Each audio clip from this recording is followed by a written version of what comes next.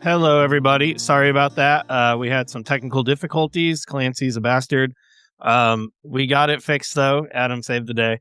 So, once again, welcome to another episode of Quest Q.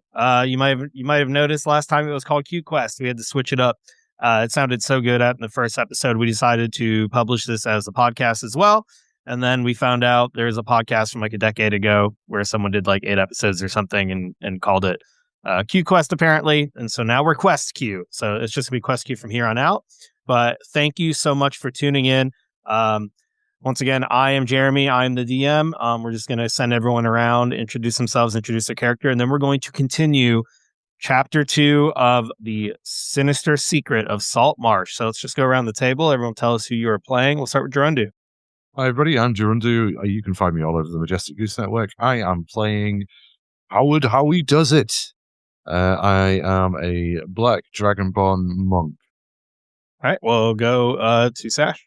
Yeah, I am Sashman. I am playing Mac, the hyperactive kobold gunslinger. Go to Simon. I am Simon, and I'm playing Poke Mallard, a turnip farmer with a pointy stick. And we'll go to Paul. Turnip farmer was a class. I'm Paul. I'm generally stalking the rest of these guys. I am playing a level 2, what appears to be a monk. So let's go ahead and continue with, so what we're doing right now is the first adventure in the Ghosts of Saltmarsh adventure book. And we are all currently in the haunted house. So you all came here looking for a missing girl. Her name is Ellie. She disappeared. Her father is named Henrik Lassiter, and he went to go try to find her. He hired a few people to go with him, and none of them returned. And it's been a couple days. So you all have taken up the quest to come to this haunted house, try to see if you can find out what happened to Ellie and to Nobleman Lassiter and all the other people, and see if you can get to the bottom of what is going on here. And last thing that happened was you all were exploring in the kitchen. You opened a cupboard and you got attacked by 4 giant centipedes. And they're quite dangerous, but you did manage to squash them all. I believe after that, the centipedes have been swept up and gathered up and tossed into the turnip stew. Mm-hmm. So in one room, you have a stew boiling on a pot. And at the moment, you are in this kitchen. So what would you all like to do while I suppose Poke is gathering up these centipede guts? Yeah, so I think we kind of left off with Mac opening this door here, and then seeing that those are steps going down into probably the basement area.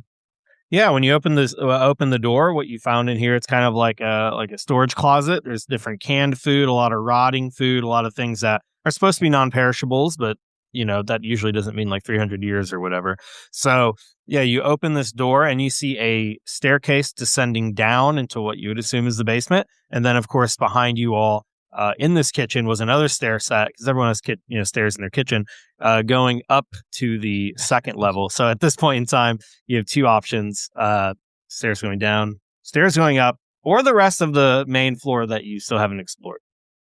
What would you all like to do? Well, Howie's standing in the kitchen, sort of dusting himself off after being bitten by a giant centipede. Ed isn't really paying attention to what's going on. He's really drinking out of his gourd for moral support, and quite content to let Mac continue to lead the way. Yeah. So Mac's kind of like looking towards his semi-father figure as he's kind of adopted you now as. And he's like, Big there's the stairs up or the stairs down. Which one? Where are we going? Let's have a think about it, right? So, well, there's a whole. I reckon if we ever look downstairs, there's only likely to be one basement, right? There's a whole lot of stuff upstairs. Checking out the basement first. What do you think, lads? Well, I'm sorry. Go ahead, please.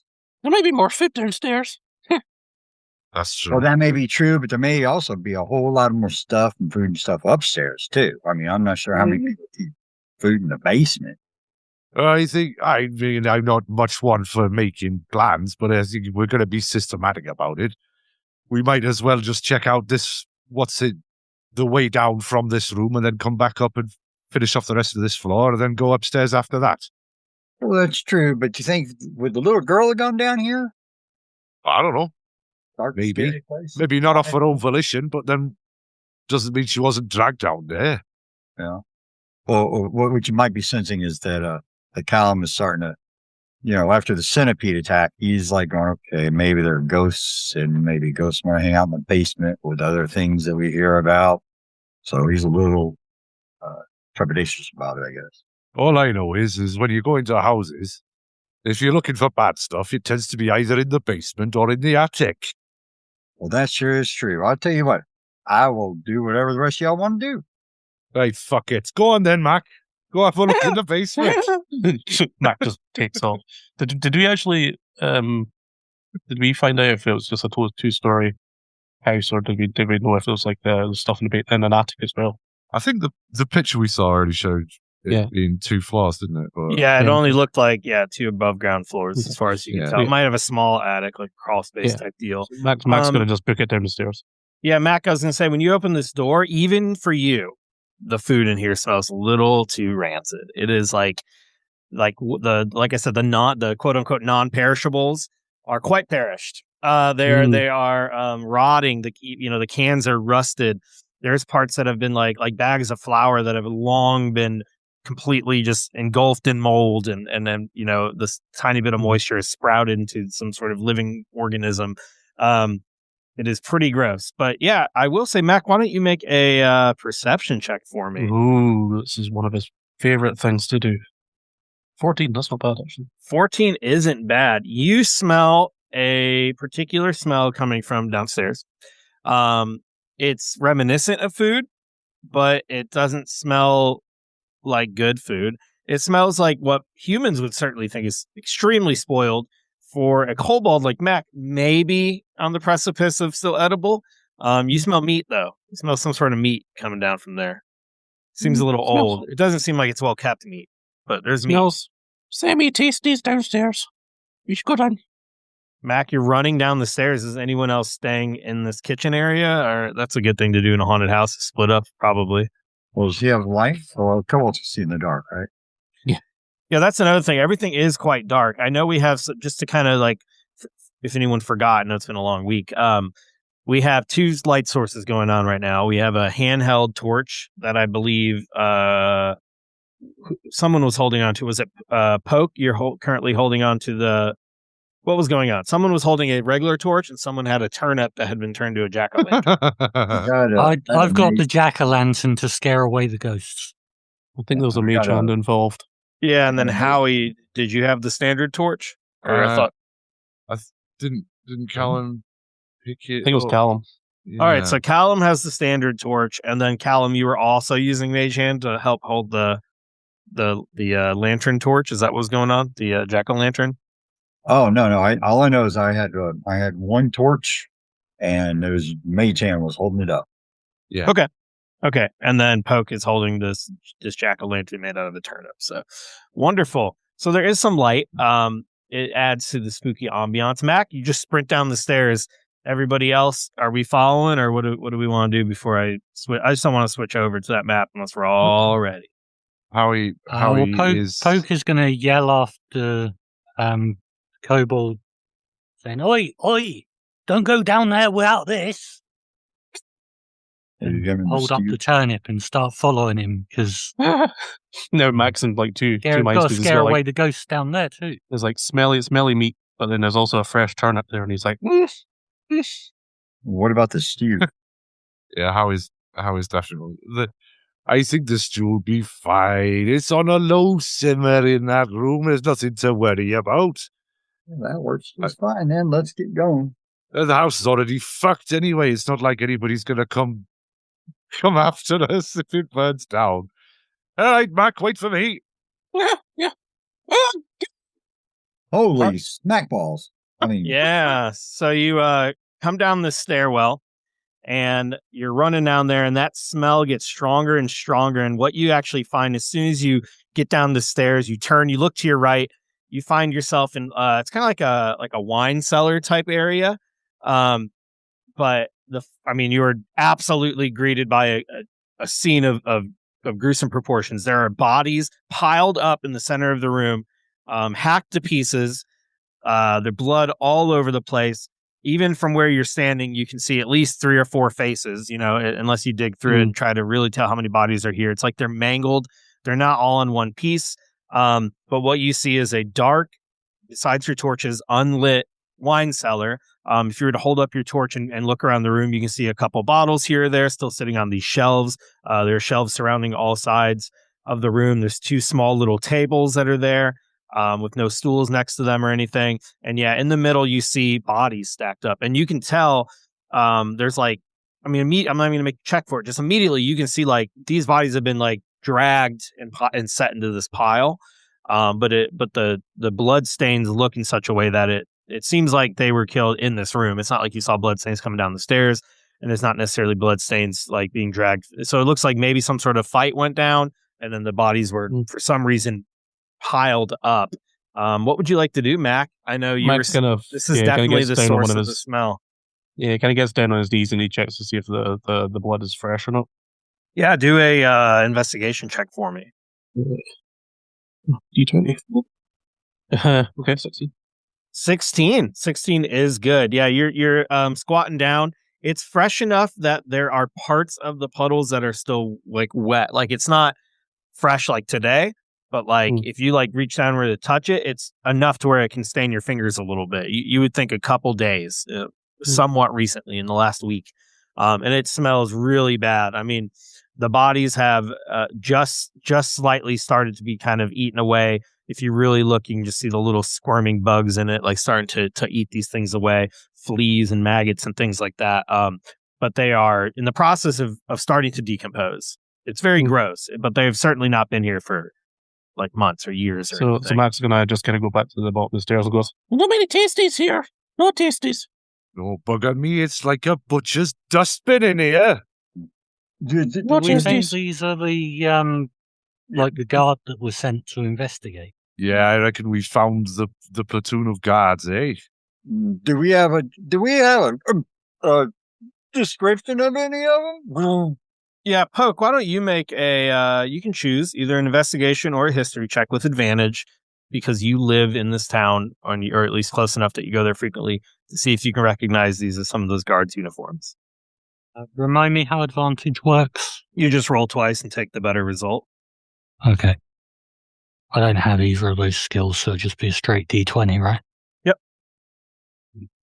Well, it'd be a D20 plus the matching bonus to it. Wisdom? For investigation. It is intelligence. Intelligence, yeah. That's the problem with all these digital things. We don't remember what the God damn it. the lining ones are. Okay, so it would be -1 instead of +2, so that would be 16. That's fine. Yeah, that's fine. That's pretty good. So 18, you're looking down and you're like, ugh. I mean, it's gross. Like I said, they're not even just dead bodies. They're hacked up. Someone, I mean, I guess you don't know what happened in the fight, but it almost appears as if after the fight, they were then hacked again, unless it was just some crazy, gruesome fight. But you definitely see parts that are yep, they're wearing that same color and the same logo of the guard. And even the rest of you would be able to notice if you paid enough attention. Yeah, they have that same symbol that Ellender Fireborn had on him, who's the captain of the guard. So you can assume these are probably some of the guardsmen that went with the councilman that had paid them a little extra to go with him on kind of that private mission to go find his daughter. Also, one thing you're noticing here is there are only 5 bodies. And you can remember from literally just earlier this morning, you were told it was that the daughter was missing. And then when the councilman went, he hired 6 guards. So 7 people plus the daughter. So 7 adult men plus the daughter is what you're looking for. And this looks like only 5 adult men who are very, very dead. Who's over there? Lads, how close are we? Gizan putting this in the wheelbarrow. What, all 5 of these? Oh, I suppose that is why we brought the bloody thing, isn't it? Oh, you. All right. I'll use my pitchfork to help.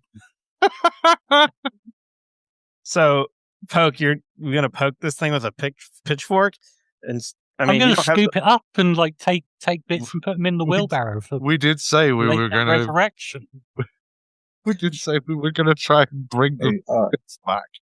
Jeremy, Yes. real quick, table talk here. This is traumatic enough, isn't it?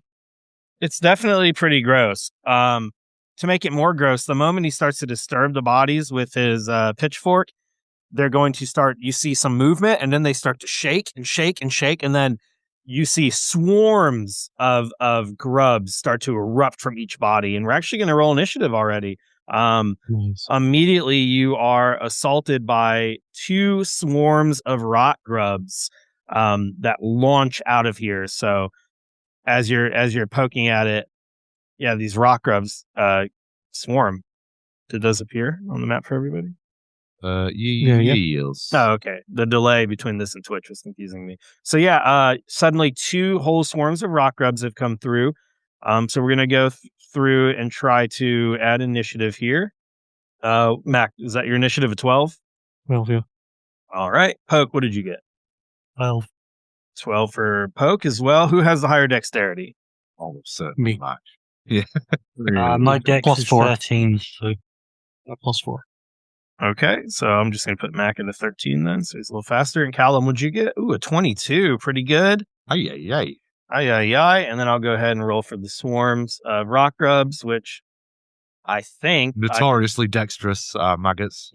Yes, everybody knows. That's Well, I going to think this be... Okay, extremely an initiative dramatic. of 0. They rolled a 2 minus 2, very fast. Nice.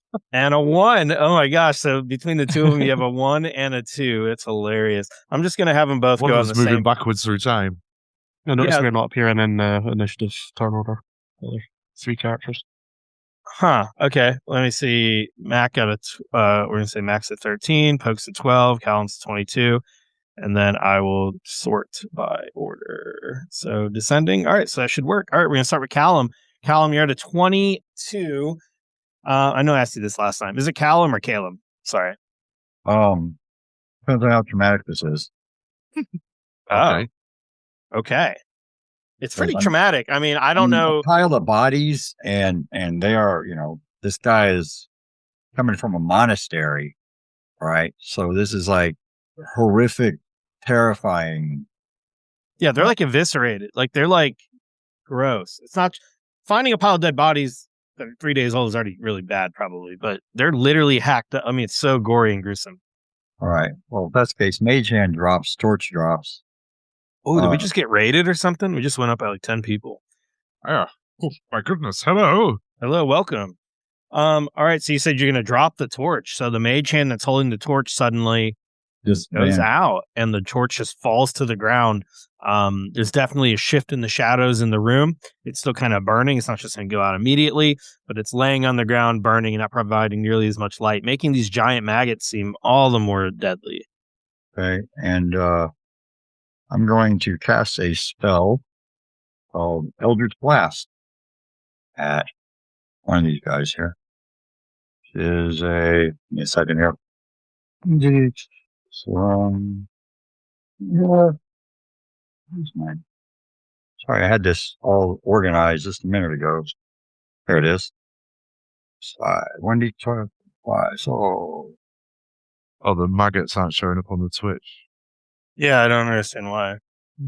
Yeah. Just disappeared. They're there, everybody. Don't you worry. The John Cena maggots. Oh, they're there. They are 100% there. You cannot see them, but nevertheless. all right. So I rolled an 18 to hit.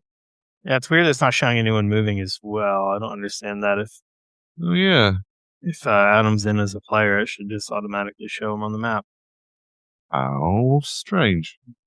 have you minimized the window that it's viewing? If so, try opening it up. Oh, it's not showing the rolls either. Yeah, Adam must have it minimized. Plan C. Damn it, Clancy. Oh well, doesn't matter.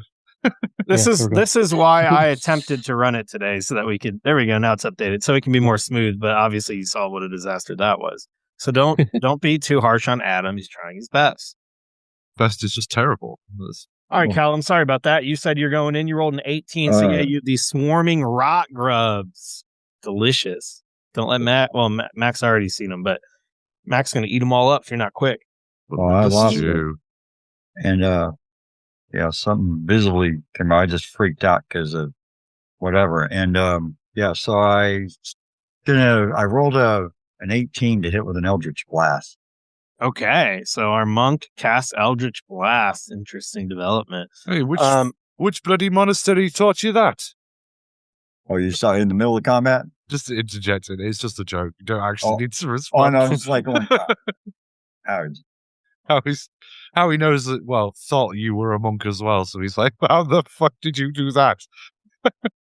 all kinds of great fun things we can do. All right, so But yeah, to get to the point, 18 absolutely hits.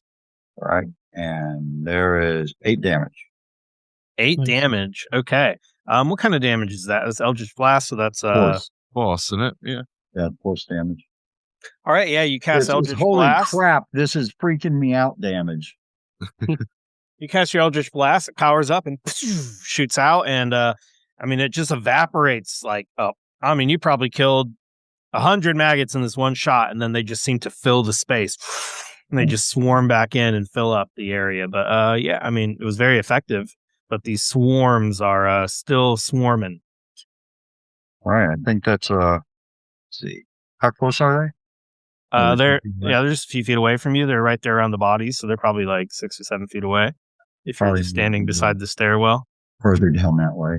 Yeah, and there's 2 whole swarms going on here. Okay. I think I only get 1 attack, right? Yeah, level 2. Yep. So I guess it's next person. All right, so we move on down the initiative, and it is Howie. Let's see how he does it. How he does it like this. He goes, "Ah!" and just reflexively sprays his acid breath weapon. Dang, acid breath already against some maggots. You guys aren't playing Yeah, around he with was these panicked. bugs. He was surprised by these bugs. So it's can the maggots pass a DC 11 dex saving throw for? Now, with your 2 acid spray, is that like a cone? Like, do I need to roll for both swarms, or are you just targeting one unit? No, it's a cone. So yeah, you're very easily able to position yourself to where you can get both swarms in your cone. So I'll go ahead and roll twice for them. DC 11 dexterity. We already saw that they are not very dexterous. I guess I can just click on them because we're in the future. All right, a 10 and a 16. 10 and a 16. So one of them fail. It rolled it twice for damage for some reason. So just take the first one. So it's two damage. And then what if you succeed? You take half? Let me check. Yes, correct. All right. So these maggots are hit for 2 damage. One of them only takes 1 damage. Is there any other effects? I'm assuming they're poisoned, or they would be poisoned. No, it's just acid. So it's just acid. Okay. Yeah, they sizzle a bit. All right, so yeah, you hit them with that, and the ones that you manage to hit just get melted away. These big, fat little rock grubs are not quite as big and horrifying as the gigantic centipedes you all just fought seconds ago, but they are some fat little grubs. I mean, they're bigger than city rats. These are still pretty big. Like, you don't want to fall and have the swarm consume you for sure. Anything else, Howie?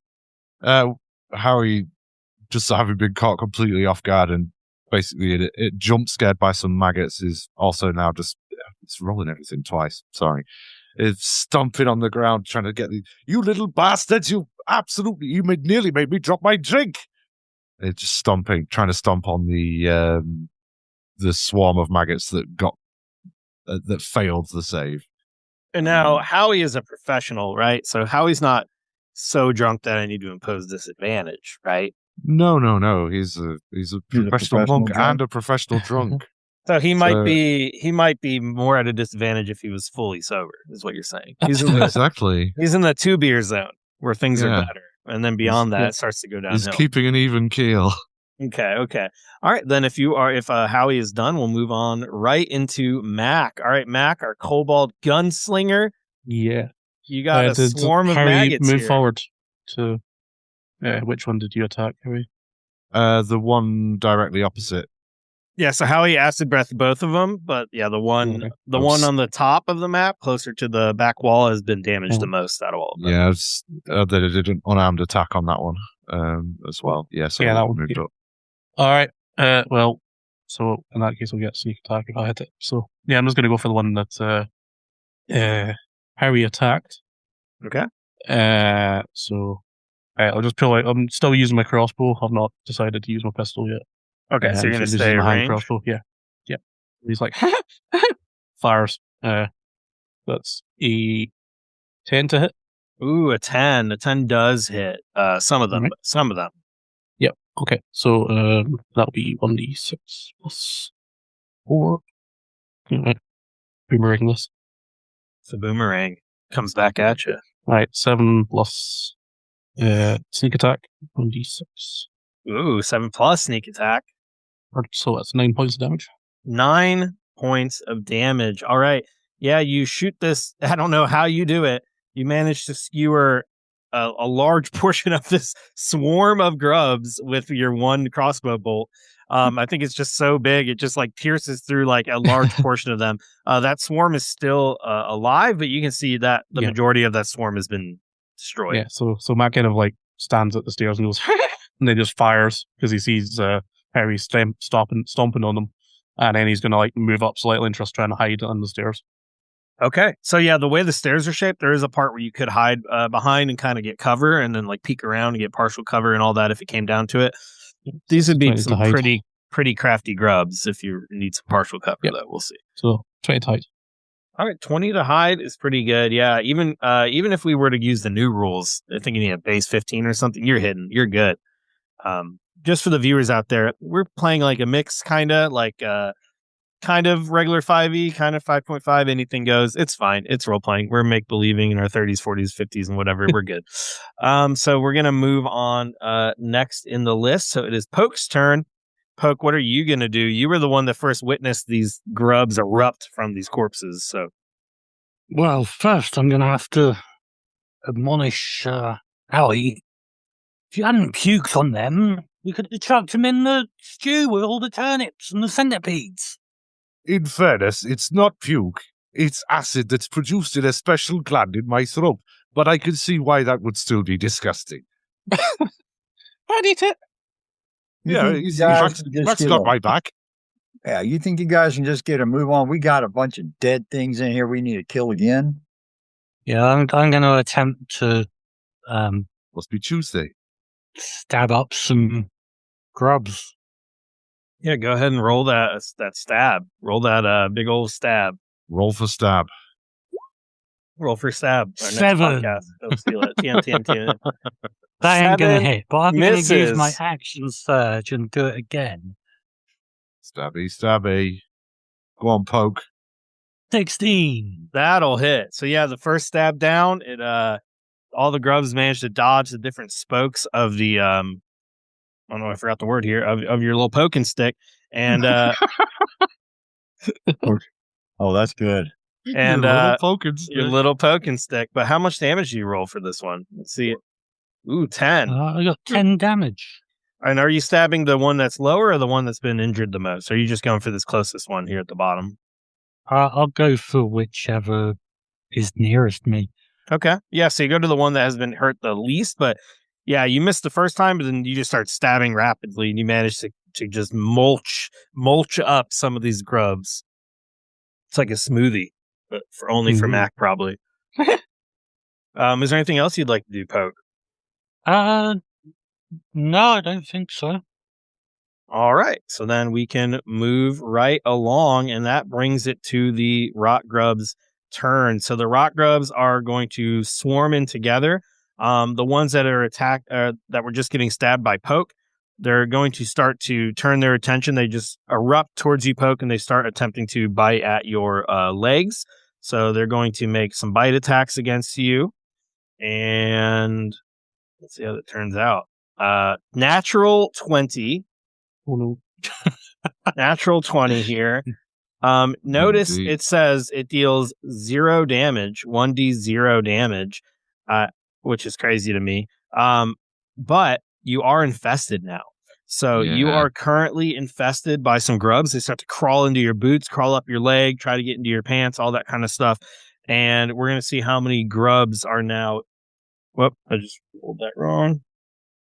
4 grubs are now crawling up your legs, and you will take damage at the start of each of your turn until the entire swarm is destroyed. So, yeah, you are currently being swarmed and infested by these grubs. The other grubs are going to run around to Howie, and they're going to attempt to do the same thing.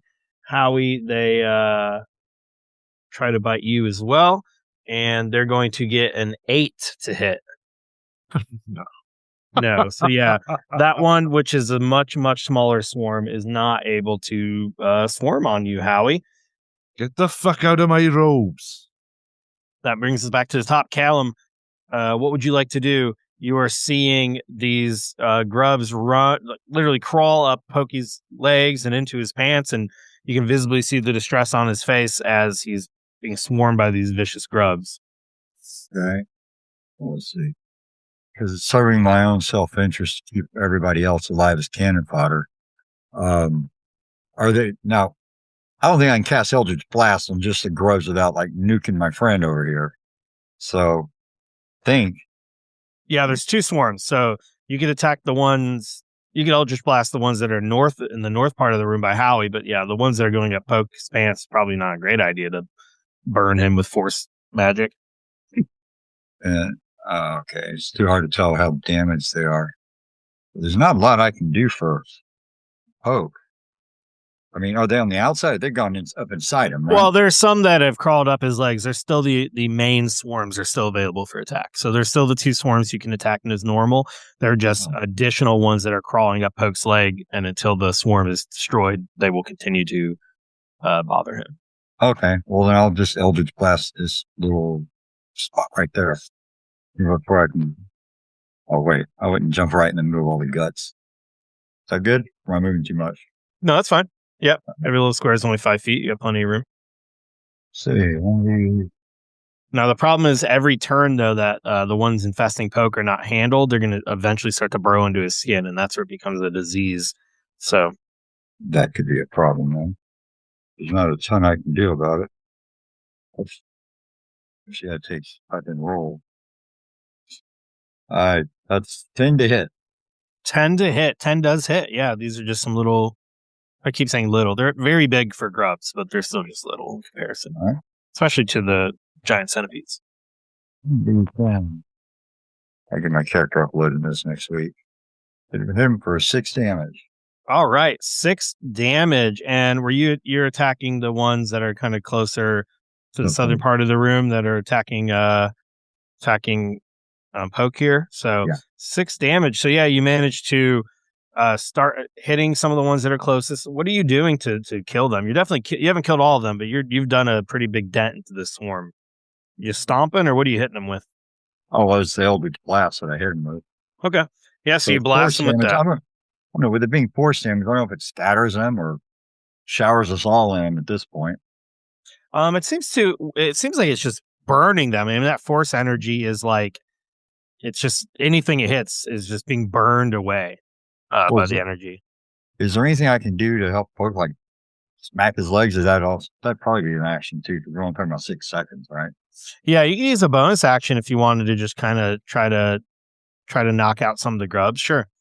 Yeah, I'll try that with. Yeah, maybe a survival check would be good. I'll just let you do that as a bonus action. Try to slap away some of these grubs.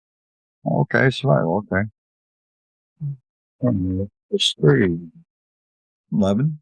11, yeah. So you're like trying to like, oh my gosh, you're trying to like slap down some of these grubs. You can literally see a part of his pantaloons that are like where the grubs are crawling up his leg. So you're able to slap them and try not to let them get too far up there. But it's a pretty chaotic little scene. Anything else before we move to Howie?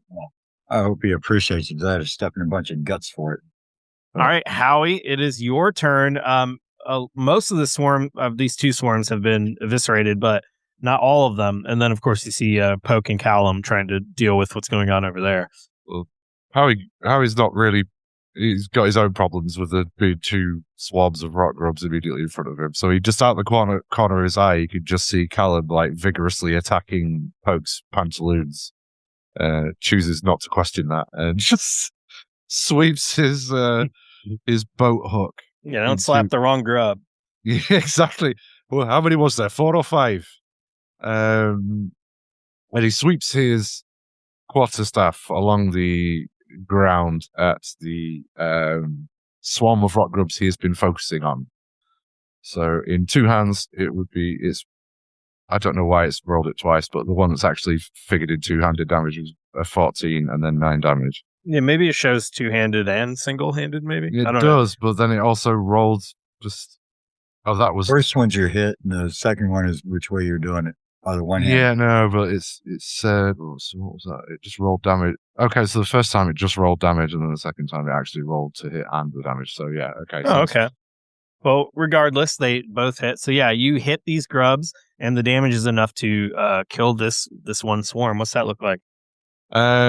Howie's just just sweeping this boat hook, i.e. quarterstaff, along the ground. Just, you little crawly bastards! Furiously, sort of scrubbing them along the floor on this length of wood.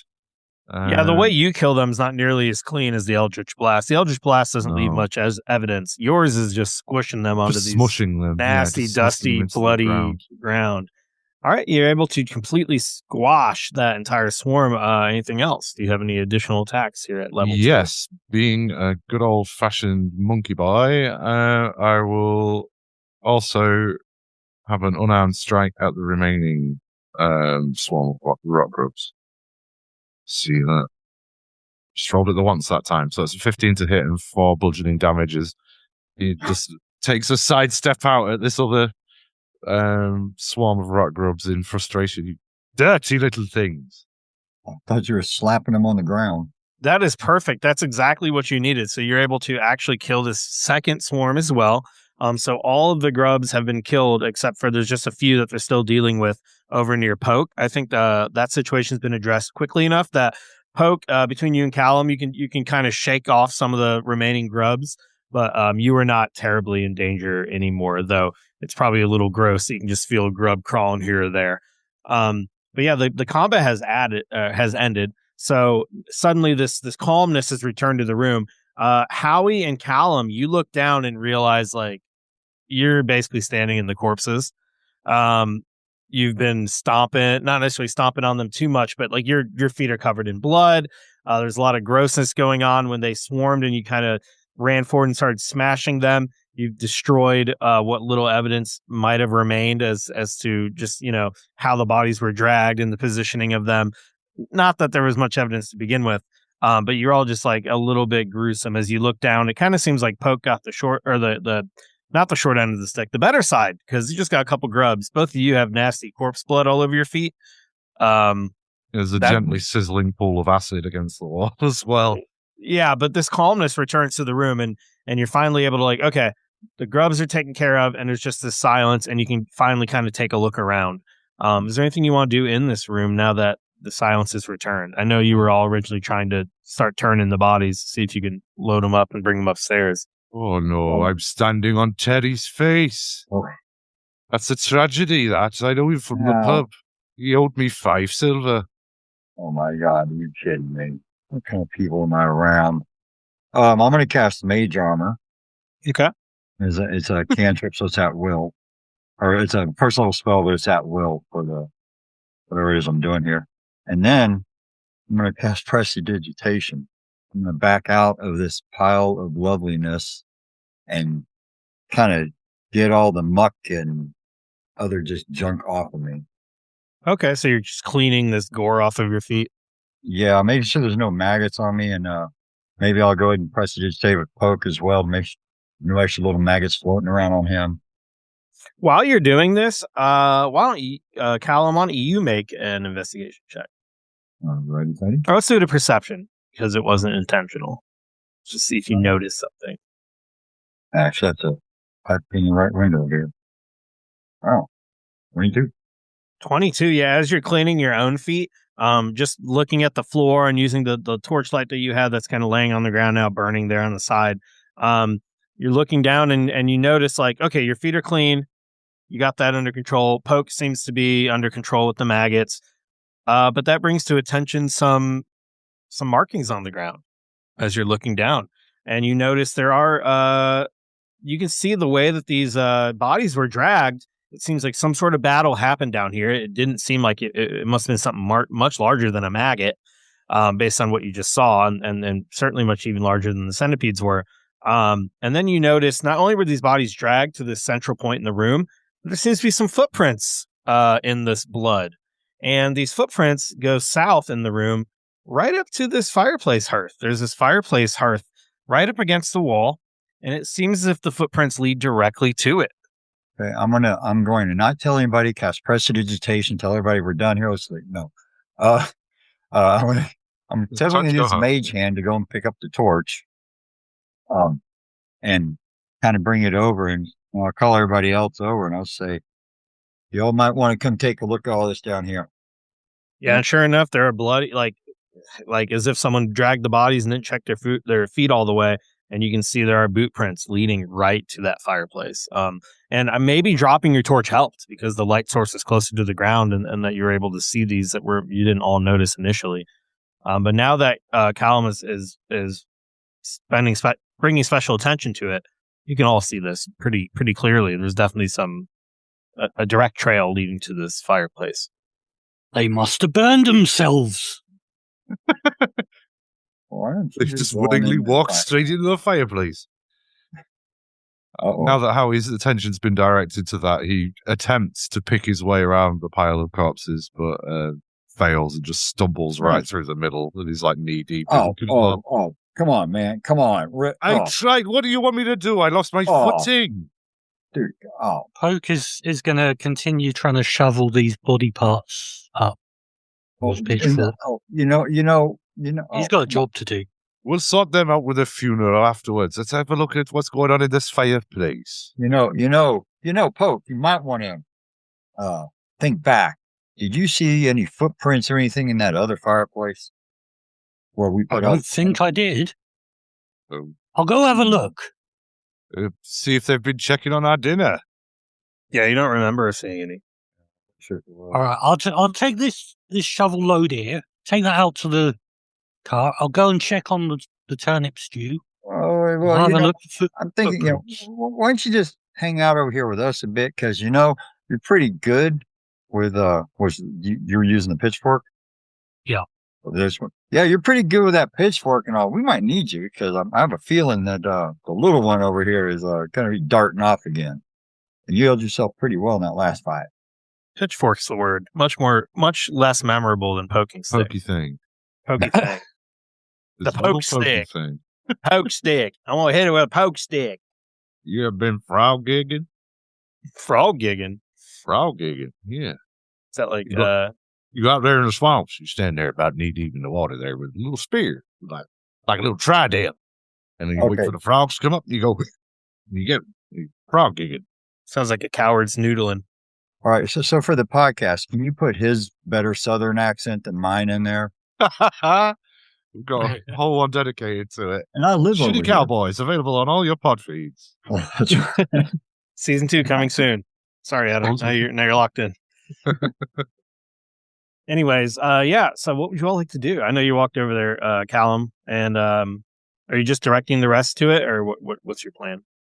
Yeah, Harry was heading over because he's fascinated and he's already committed now to having waded through the pile of bodies. So. Hey, hang on. Waited long enough. Let me I'll cast prestidigitation and keep the guts back over in that area without messing up the footprints.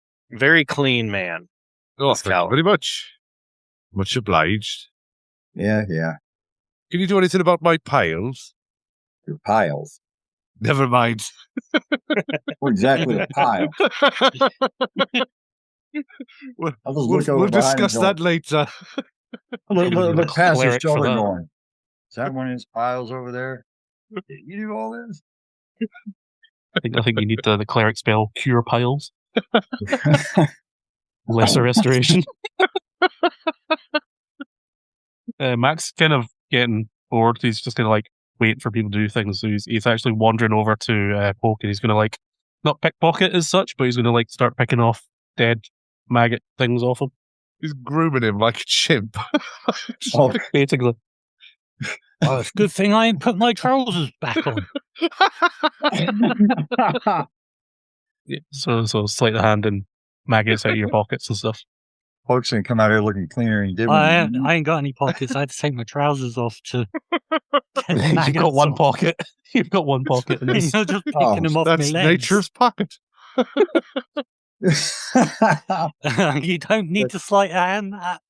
Got your prison pocket going. All right, so Mac's not doing that. But yeah, Mac's just kind of wandering around because he's not really paying attention to what people were saying about the fireplace. About the prison pockets. Mind you don't eat my maggot. All right, guys. Uh, Listen, if y'all are gonna just dick around over here, playing around with little bugs and stuff, I think we might want to take a look at what's back in this thing. hey, look, I'm all business. I'm ready to go. Let's have a look. All right, I'll put my trousers back on. Yeah. Oh, But please you know do. away. Let's go have a look at this fire. All I can think of right now is what was that? God, the movie Ned Beatty and Burt Reynolds. So they're out in the woods. Oh, I'm drawing a blank, so I just lost the audience. You're all good. Are Callum and Howie the closest to this fireplace? Yeah, I think so. How about the two of you make a perception check? Absolutely. Thank you, Jeremy. Keep us on track. All right. A 6. I got in here again. The hooch is hitting hard for old Howie. Then So I can't help but notice when you say a That's 6, that means you got a natural 1. Yes, that is true. Yeah, with a +5 on perception. Okay. So it looks like we got a 10 for Callum and a natural 1 for Howie. So go ahead and roll a D100, your undo. See how bad you failed. I like to do that. we can blame it 15. on Mel. A 15. So while you're doing this, Gerundu, you hear a noise. Or sorry, Gerundu doesn't hear shit. Howie, What? you hear a noise. And it sounds like you hear like a scuff or like a footstep or something above you, like on the floor above where you all just came from. And then Calum, you're like, I don't know. I feel like maybe I heard something, but you wouldn't have even noticed it. It's only because Howie seems like he heard something that you're like, I mean, maybe I heard a thump or something, but Was it kind of like he's looking up and I'm like, yeah. like you heard a noise. Like I guess you just maybe wrote it off as like the house is settling or something. But yeah, Howie, you feel like there's someone like upstairs. Oh, there's absolutely somebody moving around upstairs, boy. Oh, I have no idea what you just said. there's somebody moving around up there, I said. Sorry, it's my Cormier accent. It's very strong. I'm sorry about that. Oh, well, I don't know about all that. How are you sure that there's somebody upstairs? I would Hey, put buddy, my it's life on it. You've seen a lot down here. I understand if you're kind of a little scared, a little put off. You don't need to go that way. I'll cover I'm for telling you, I heard Wait a somebody minute. moving about up there. Yeah. Well, it's probably a person who lives here, isn't it? Oh, yeah, that's a good point, that. No. Wait a minute. Nobody lives here. It's a haunted house. The Phantom of the Opera. Oh, there you go. It could be that little girl. Right, I've got to go check it out. Howie's heading towards the stairs going, hello? Oh, just as loud as you can go, huh? Let everybody else know. So all them little ghosties you think are living in here are going to be descending right upon you. Mac would follow Harry. I'm going to follow him and be like, yeah, we got some turnip stew for you. Yeah, with dinner's on. Sorry, we made ourselves at home. We've disturbed your pile of corpses in the basement. I hope that's all right.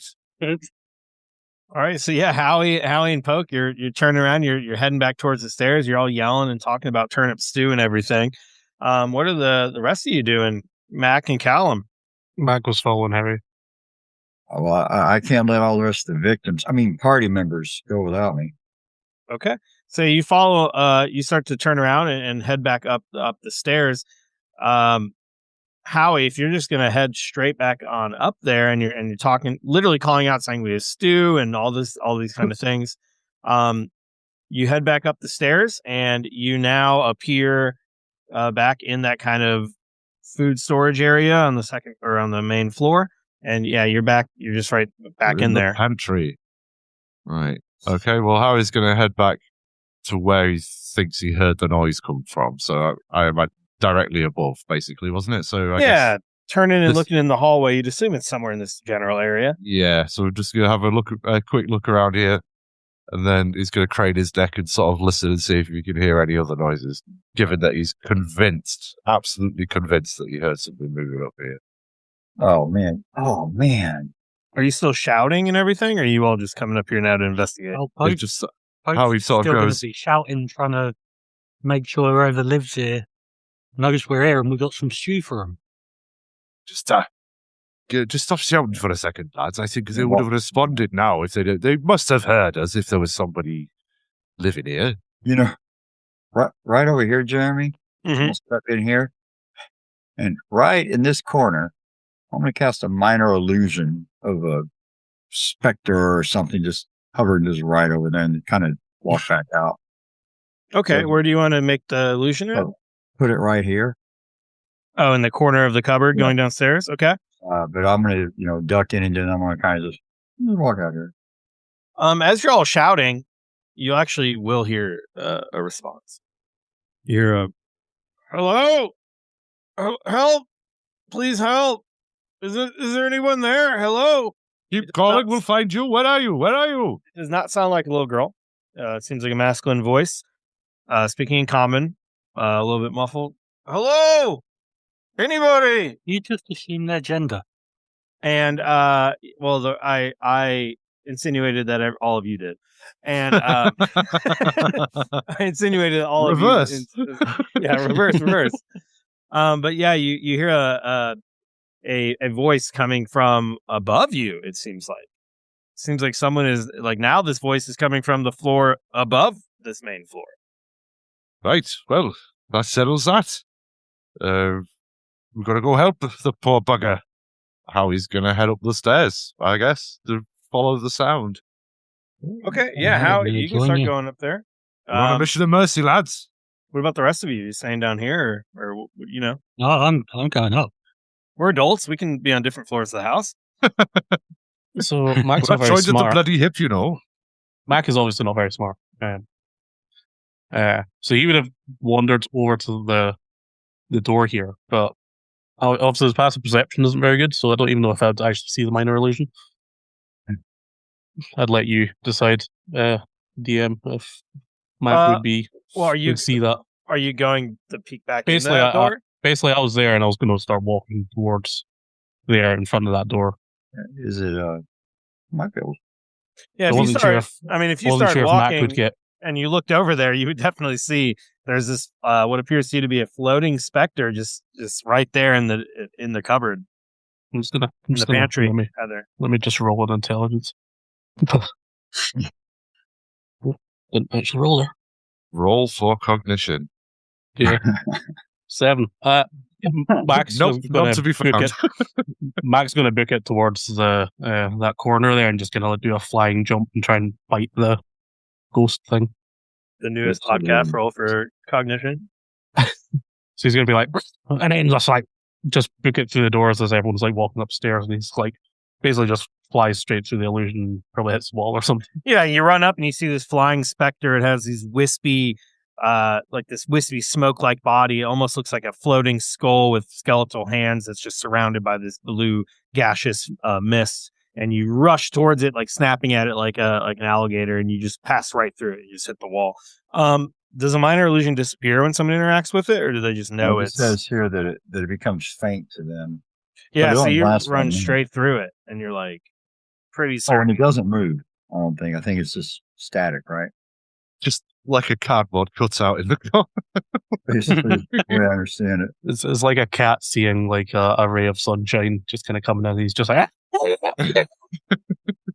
and all you hear is a single gunshot just echoing through the house. This is like the worst episode of Scooby-Doo ever. Yeah, the rest of you start to go up this stairwell to the next floor. You get about halfway up, you hear a shriek from Mac, and then a gunshot. Oh, what the fuck was that? Are you all going to Oh run my back down God, the what's stairs? he doing now? Do I reveal anything, or you just run back down? Yeah, before we get upstairs, Howie What? could not hear a gunshot and not go to find out what the hell Mac's doing. Right as I come in here, I'm gonna drop the illusion. Right as I walk in, I'm just gonna Before Howie gets in. But... right before everybody else gets in there. Yeah, okay. Excellent. Make some Yes, I room. like this. You run back in there, and Mac is shaking. Ghost!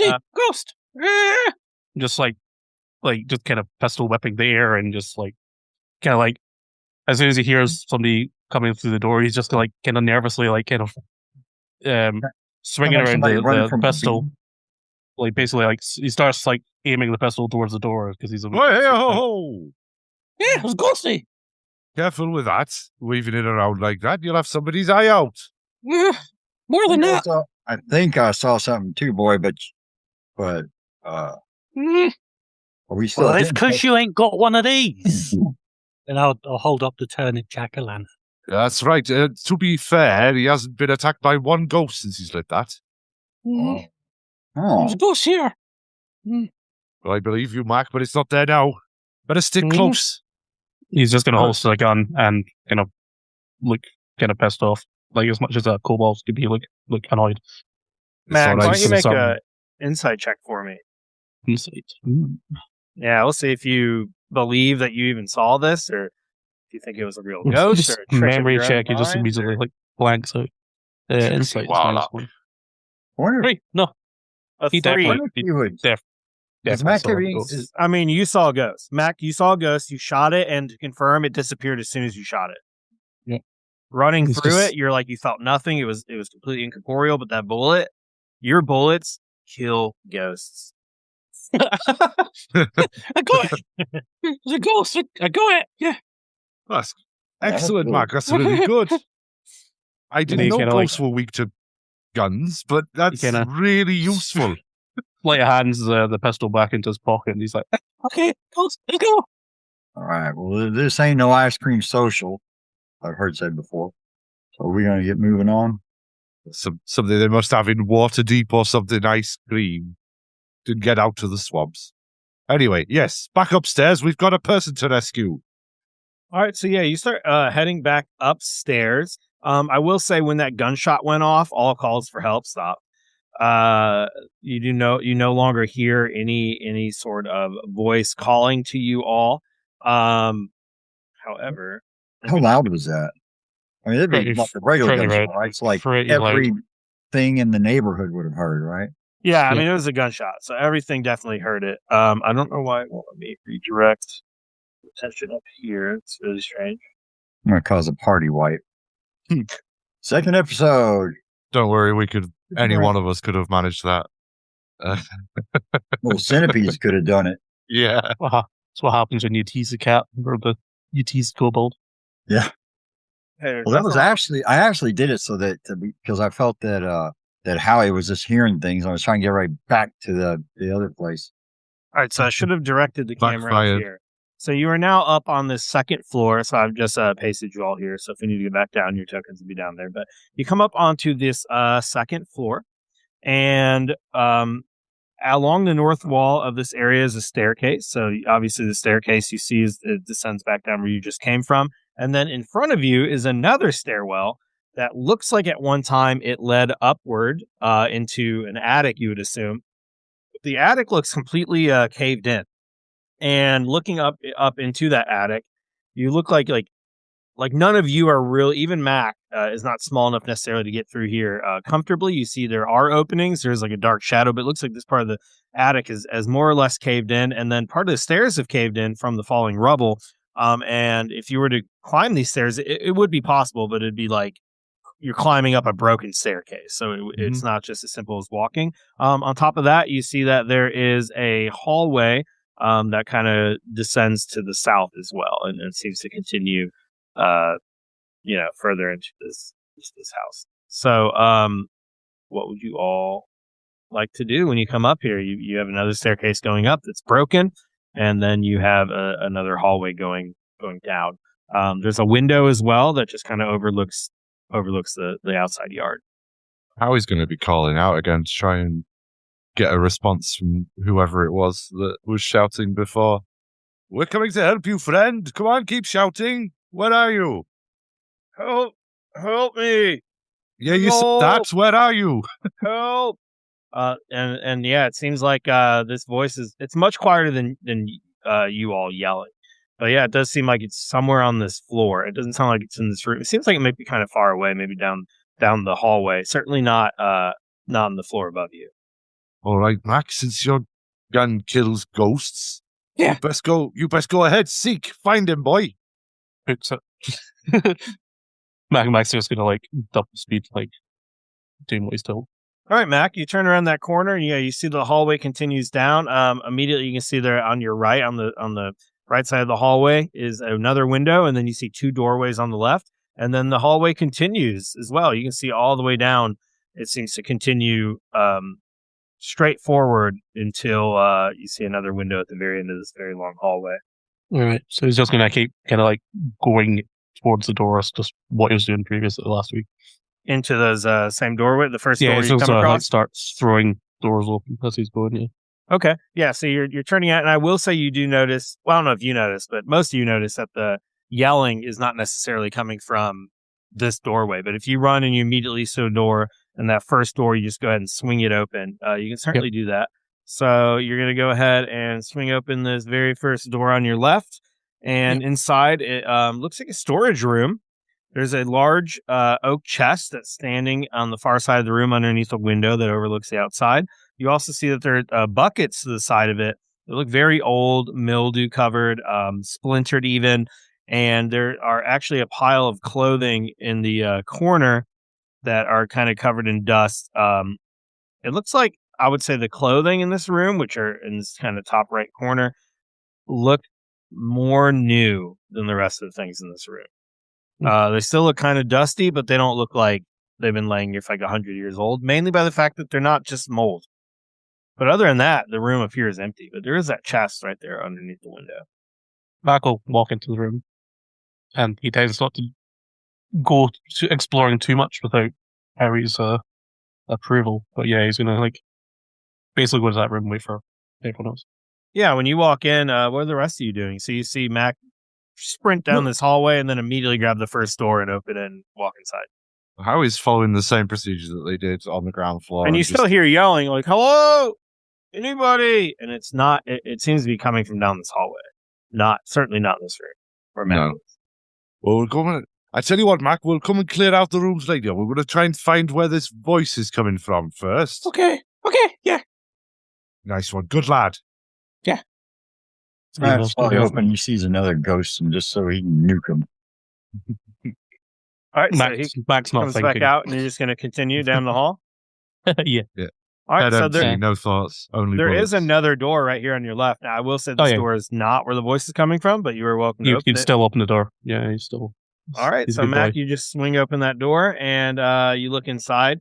And when you look inside, it appears that this room has...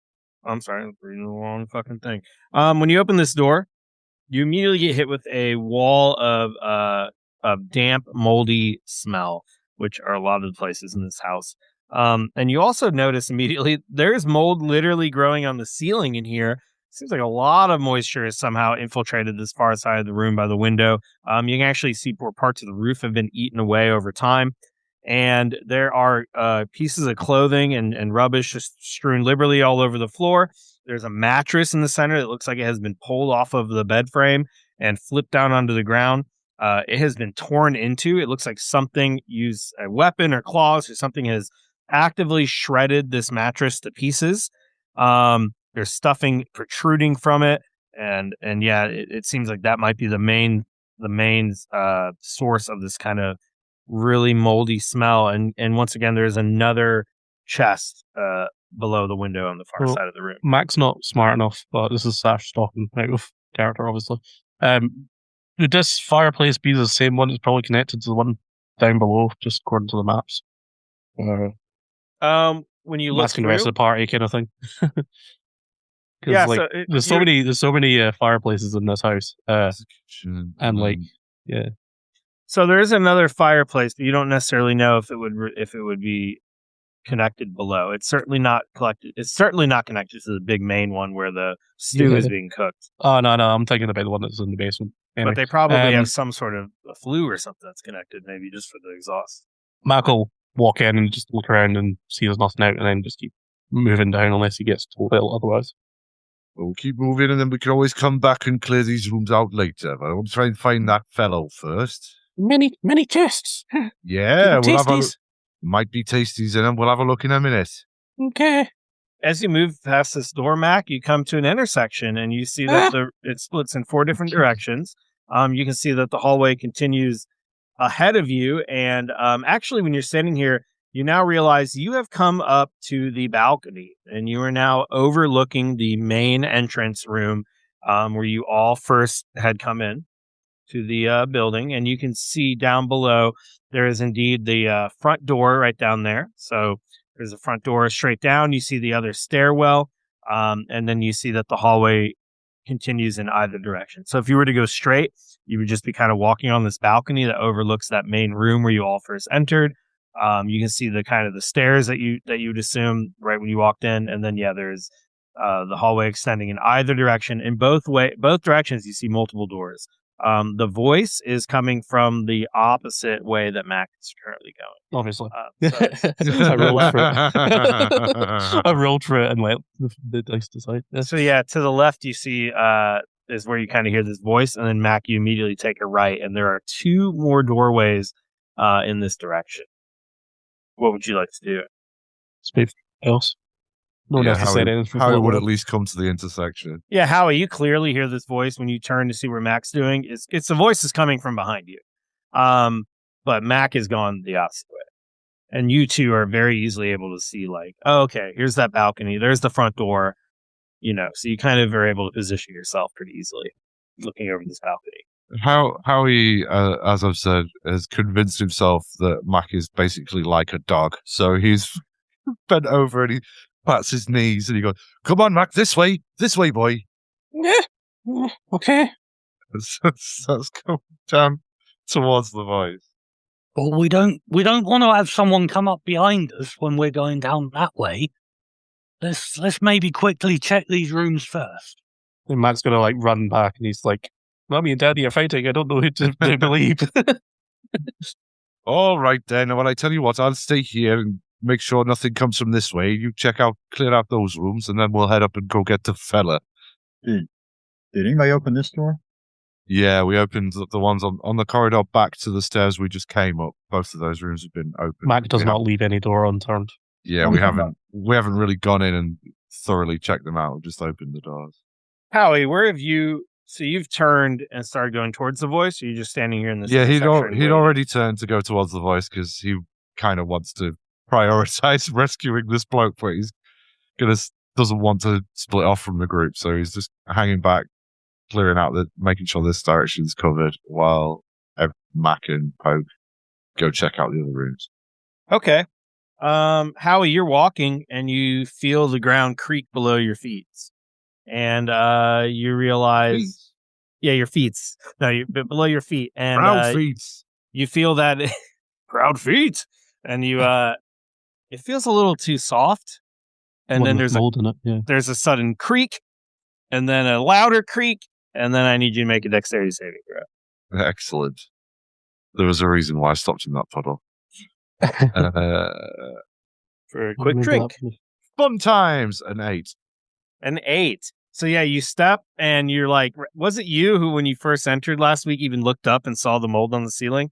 I can't remember. I know one of us did. Yeah, Let's say it was me, because you step in it and you immediately remember, shit. Oh no. And it cracks, and then the floor gives way and you fall. And it just it drops down with your dexterity save of only an 8. It only buys you enough time to remember. You're like, oh fuck. You just, it's like Wile E. Coyote. You had to stand there frozen in space for a second and then fall through the newly emergent hole in the floor. Just enough time to remember, and you come crashing down into the floor below. So you are going to drop a full floor down below, which is we'll just 10 say it's foot. about 10 feet or so. So you're going to take 1d6 damage. I'll go ahead and roll that for you. You take 6 damage Fucking hell. maximum as you drop down below into the floor below and come crashing down. This hallway falls apart.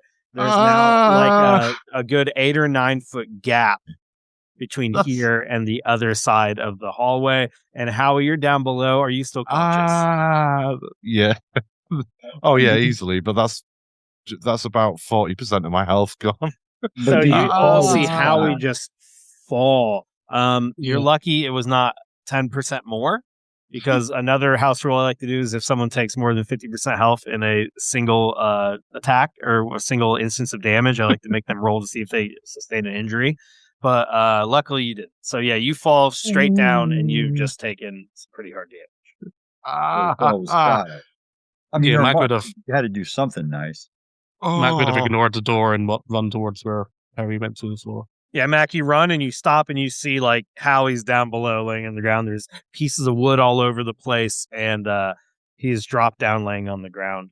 I don't know. Does Mac look up to Howie like, or It you literally just does. listen to anybody? Well, yeah, literally, because he's short. Yeah.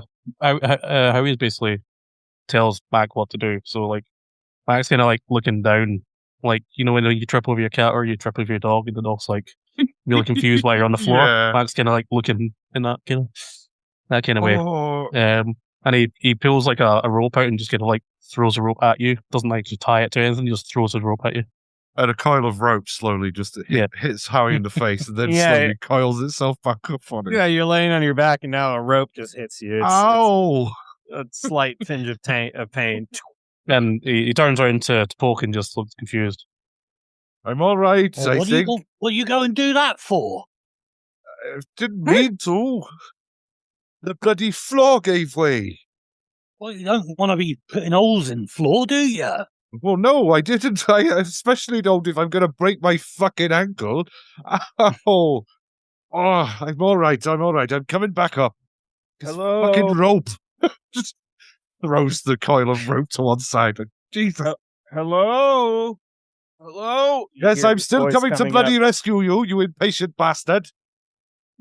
Well, let me go quickly check these rooms, and then we'll get on our way.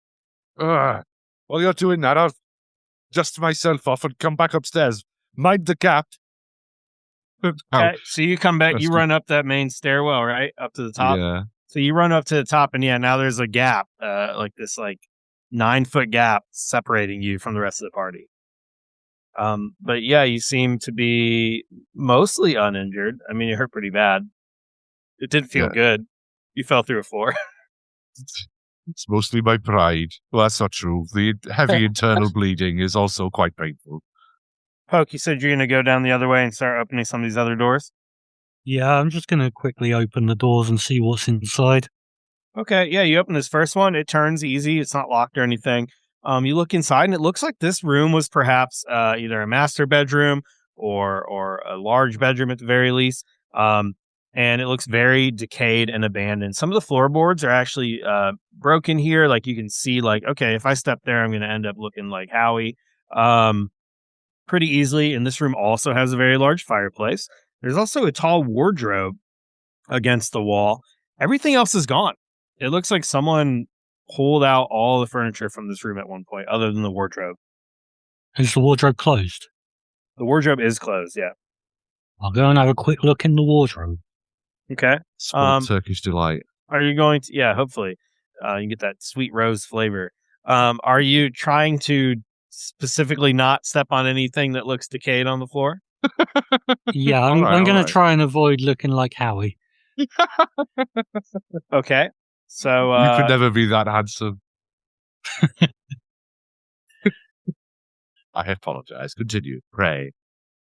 you walk up towards the cupboard. So yeah, on that side of the room is the fireplace. On the opposite side of the room, there is the cupboard. So you come up to this wardrobe. I keep saying cupboard. You come to this wardrobe. Open the wardrobe if you'd like, and yeah, it seems to open pretty easily. When you look inside this wardrobe, you're just going to find that there is a couple cloaks hanging here, some dark cloaks, and then you see some boots on the ground as well. Or not the ground, but at the bottom of the wardrobe. But that's it.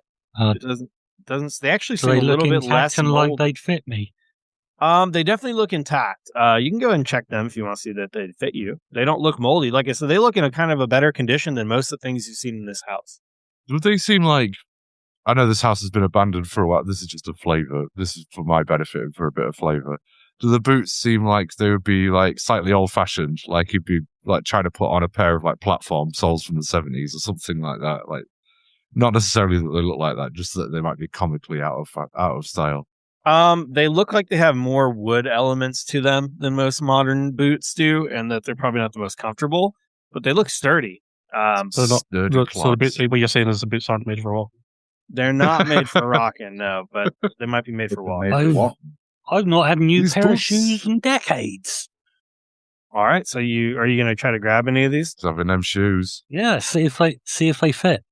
All right, Pokey needs a This new place pair of is, shoes. this house is clearly abandoned, so whatever's in here is. That's fair game. all right. So, Free for the folks, you taking. reach down, you grab these boots, and suddenly that's where we're going to take a quick break. So we'll be back, everybody, in about 5 minutes.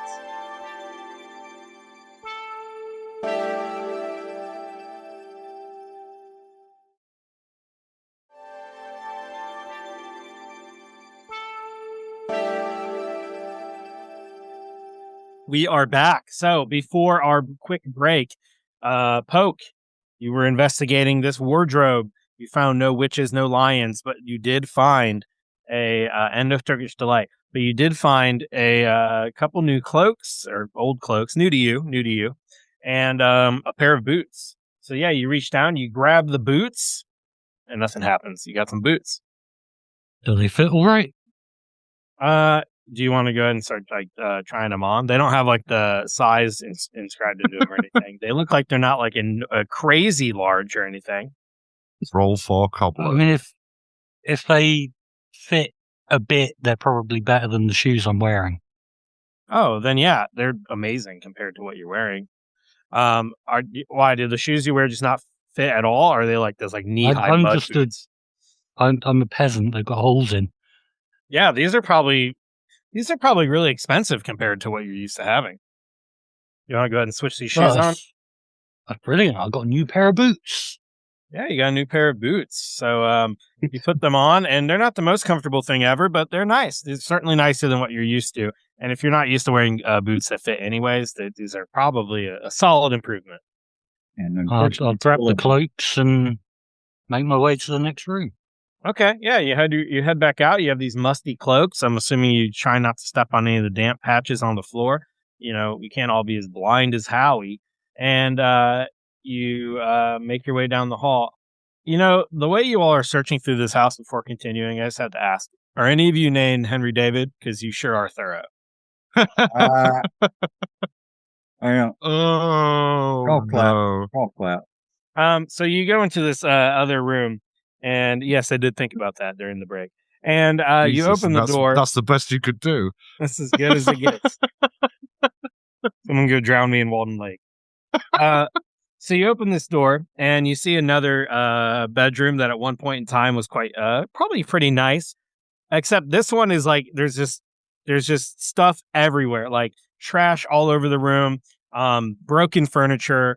You see, like there was probably food at one point because there's obvious evidence of rodents having infested this room. Webs are hanging around the corners. You do see another fireplace on the opposite side of the room because it seems like every room in this house seems to have one. But this room itself is very like it's like literally falling apart and molded, whereas the other one looked empty, as if people literally pulled all the furniture out of it.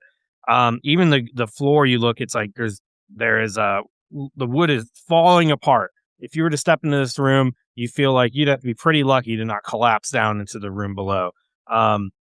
And you can literally see like holes born into it by like termites or worms or something. There is a bed in here, but the bed looks absolutely disgusting.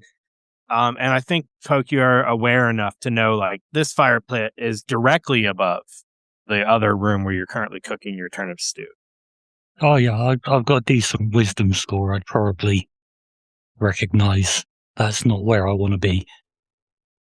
Well, nothing in there. Let's move on. Anyone want a cloak? Maybe later. Mac's just waving to Harry across the hall. Hello, Mark. How many? Is there anything? Is there anything on the cloaks? Is there like any insignias or anything like that? You can go ahead and investigate those cloaks if you'd like. Well, I'll be wearing one, so I'll just you- hand you the other one. A 3? One of them cloaks are just. I'm just looking at the stitching on the cuff or something. Yeah, So you're that's a cloak, looking. all right. Like, that is a cloak. I think the only thing you notice is they seem a little bit nicer than what Poke was wearing on the way in. All right. You notice no insignia or anything like that. Poke, these are a little bit loose on you, but mainly just the sleeve length. They're really nice. They're, if anything, they're kind of like a little starchy, maybe a little too solid, like if they're made of like a heavy canvas or something type material. They're just kind of dried by time, but they're not. There's no holes in them or anything. These things are in pretty good condition. Well, that's the nicest clothes I've ever had. So the rubble that's in front of Howie, is that like stable? Is it like No, so yeah, that's a hole drop in the now. floor Now now. it's a hole in the floor. It's about 9 feet wide or so. So your options are either try to leap it or head north back down the hallway, down into the kitchen, come back below, and then go up the main stairs in the entranceway, the foyer. jump? You can make it. Yeah, I'll catch you. Come on, just jump on over here. I think they're trying to get you. Well, you got that rope. If you pass Oh, wait, that rope over to Howie. Oh well, hang on a second. The voice is still down where Howie is, right? Yeah, Howie, that voice is definitely coming from Yeah, it's behind. over here. This is the way we wanted to be going. Definitely. Chuck the rope over to Howie. Hold on to the end of it and jump over. And if you fall, Howie will stop you. Yeah, absolutely. I am 100% reliable. You must know how he does it. Can we just talk about how you just made fun of my joke and then that's your name? Yeah. Anyways. Yeah, so Mac's just gonna jump onto the I'm a banister and hypocrite, walk it's fine. across it. So like on the side of the, I don't know, it's like a fence. I'm trying to figure out what the word would be. Jump over this pit. I know. So I'm just gonna like balance on the Like the railing, on like the the edge, banister on the, kind of the thing. railing. Yeah, the Oh, banister, yeah. that's a really good idea. Actually, And just That's like way walk easier. across and just and then that's just sells a 24 Oh yeah, in and with a acrobatics. 24, that's super good. Yeah, that's actually that's funny. I didn't even think about that. That is absolutely the most intelligent way to get across this gap. Besides maybe just going down the stairs and walking up. But if you're gonna go over the pit, yeah, you just grab the railing and you just step your way across because the railing is mostly intact, and you make it across no problem with the 24, and you were back over there near Howie. What about Poke and Callum? Which method do you want to try to use? Athletics check to jump over it. You can jump, yeah. I think it's so funny. I was 17? like, I know the way around, but I'm jumping this shit. Even I just watched the floor collapse. Yeah, 17. You just leap right across, no problem. Yeah, those. Hey, give me that rope. I'll help Callum get across. Nah. All right, we're good. Callum will make his own way there, boy. I'll just head on out the way that we know that my mama taught me how to use 1 or 2 feet instead of jumping. Okay. To So be you're fair, gonna- jumping also uses your own 2 feet. Yeah, I didn't mean to. Yeah. All right, call that one out there, Grinder. Appreciate that. You know, it's my intelligence. I rolled it at -1 already, so it's before it's in real life. I just do what I do. So Callum, you're gonna go all the way around. So you go downstairs, you end up back in the kitchen, you see what in the heck is going on there? We just got invaded by a Mac. Mac, it's a stick up. Oh my god. On the stream there. All right, Fancy. Clancy's getting fancy now. Fancy. Anyways, for those that aren't watching the stream, hopefully everyone hearing my voice is. Adam just fucked up, so don't blame me. So anyways, Callum, you go down the stairs, you go into the kitchen, you're like, yep, this is where those scary centipedes attacked us like 6 minutes ago or whatever. And you're able to very easily make your way to the main room. Nothing seems to change. I will say, even if you were to peek down the hallway, I imagine it seems like you're the most cautious of the group. You don't see a fire erupting out of the kettle where they're cooking the turnip stew. You can kind of see that from that main foyer area.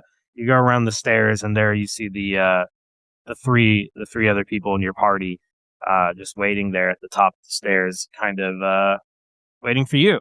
And if you head back up the stairs seems completely solid, and now you've all solved my hole in the floor puzzle. Genius. Well, just to let y'all know, there ain't nothing back down, or excuse me, just to let y'all know, there ain't nothing back downstairs. We're gonna double check just in case. You know, anything sneaking up on us. I think I left my pride down there. No, I didn't see it there either. It'd be in that brown stain just underneath the hole in the floor. Right. Anyway, thank you. We're all together. Hey, go on then, Mac. Let's get in these rooms. Yeah. Did we only find 2 healing potions last time? Yeah. Yeah, and you use both. We had them both. Yeah. Between us. So when you look down this hallway, you see that it extends all the way to the end. There's a window at the very end, and there are 3 doors on your right, and then windows on your left that are dusty and all, but seem to just look out into the yard. So what would you like to do? There's 3 doorways ahead of you. That voice sound kind of stopped after a little bit, after the Standard crash. Standard operating procedure for Mac. Just open that first door, swing it open. Yep. All right, you swing open that first door. You look at what looks to be a smaller bedroom, about half the size of the other one you investigated. This one has absolutely no furniture in it. There's trash and rubbish scattered everywhere. You see there's webs that are all over the walls, all over the ceiling. And you can actually see, once again, even the guests get a fireplace in their own room. There seems to be a glint of light coming from the fireplace, Mac. Not a flame, but like you just see something shiny. See, he's more food oriented, but you would go in. Yeah, you all see Mac head into this room.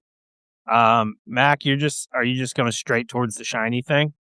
He would go into the room, and he's better. gonna just look towards it rather than like diving in. He's not a treasure kind of kobold. He's more a food kind of kobold. So What's that you've got there, boy? What have you seen?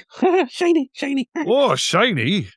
Yeah, We'll go, you take it. go- I'll go get that shiny then. A good spot. And then Howie pulls like some of the food that they'd got from earlier from the posh council Are you meeting. gonna pat him on the head too?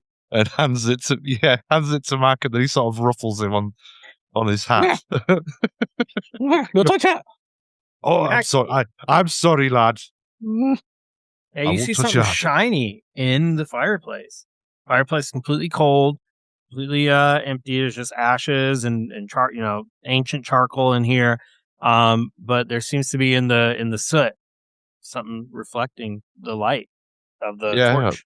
Howie crouches and peers closer and goes to pick it up. All right, so Howie and Mac, you come over there and you go ahead and crouch down, and suddenly you don't hear it, but a giant spider descends from the ceiling, straight down from the fire pit, dropping down onto your arm, and then another one, and then another one, and then another one, and suddenly you notice there is a swarm of spiders that have descended down into this room. And yeah, you are attacked by 2 swarms of spiders. So let's go ahead and roll that initiative really quick. A very insect-based, well, I guess they're not insects, but you know what I mean, bug-based campaign here, I guess. Don't blame me. Blame Jeremy Crawford. Wrong Jeremy. Okay, so let me bring up the turn order again. Looks like my spiders actually worked. So we got the swarm of spiders.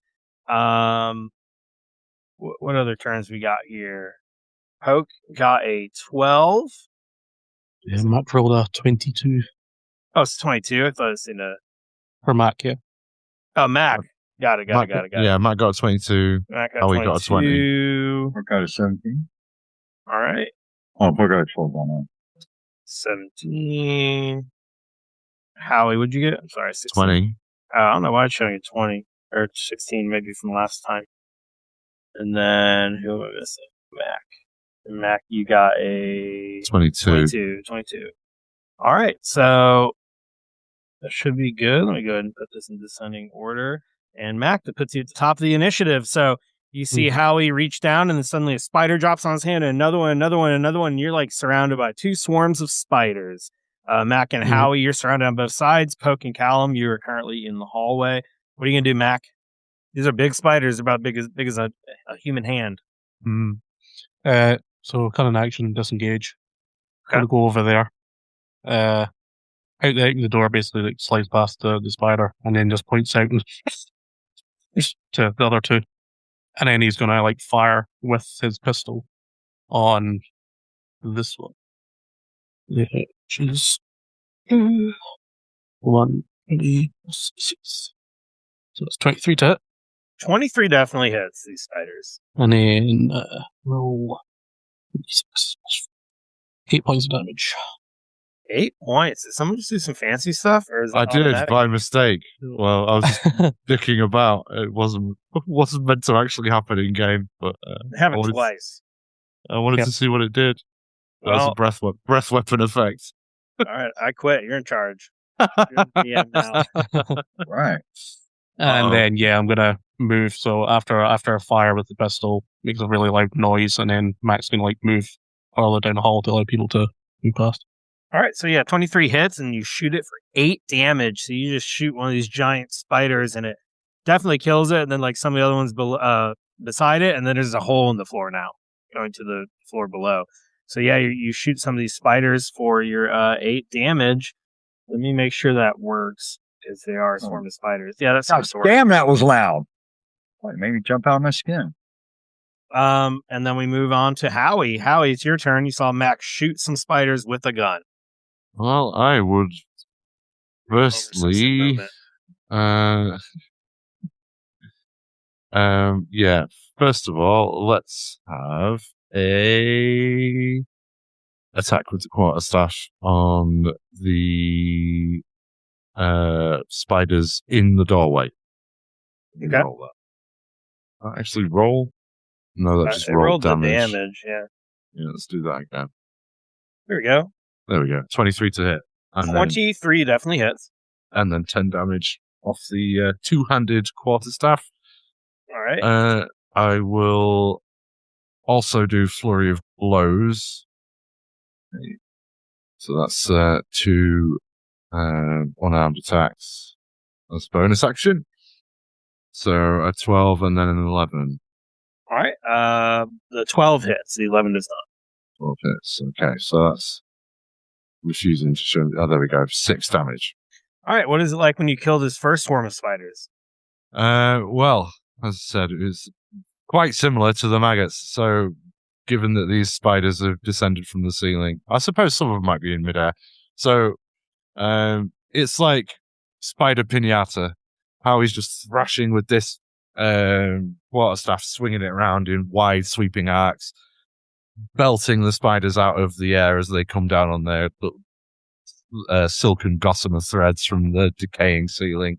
And then as he sweeps around in a 360-degree arc with his quarterstaff, using the momentum, he propels his leg out in a roundhouse kick and kicks another one into the fireplace, where it just splats against the brickwork.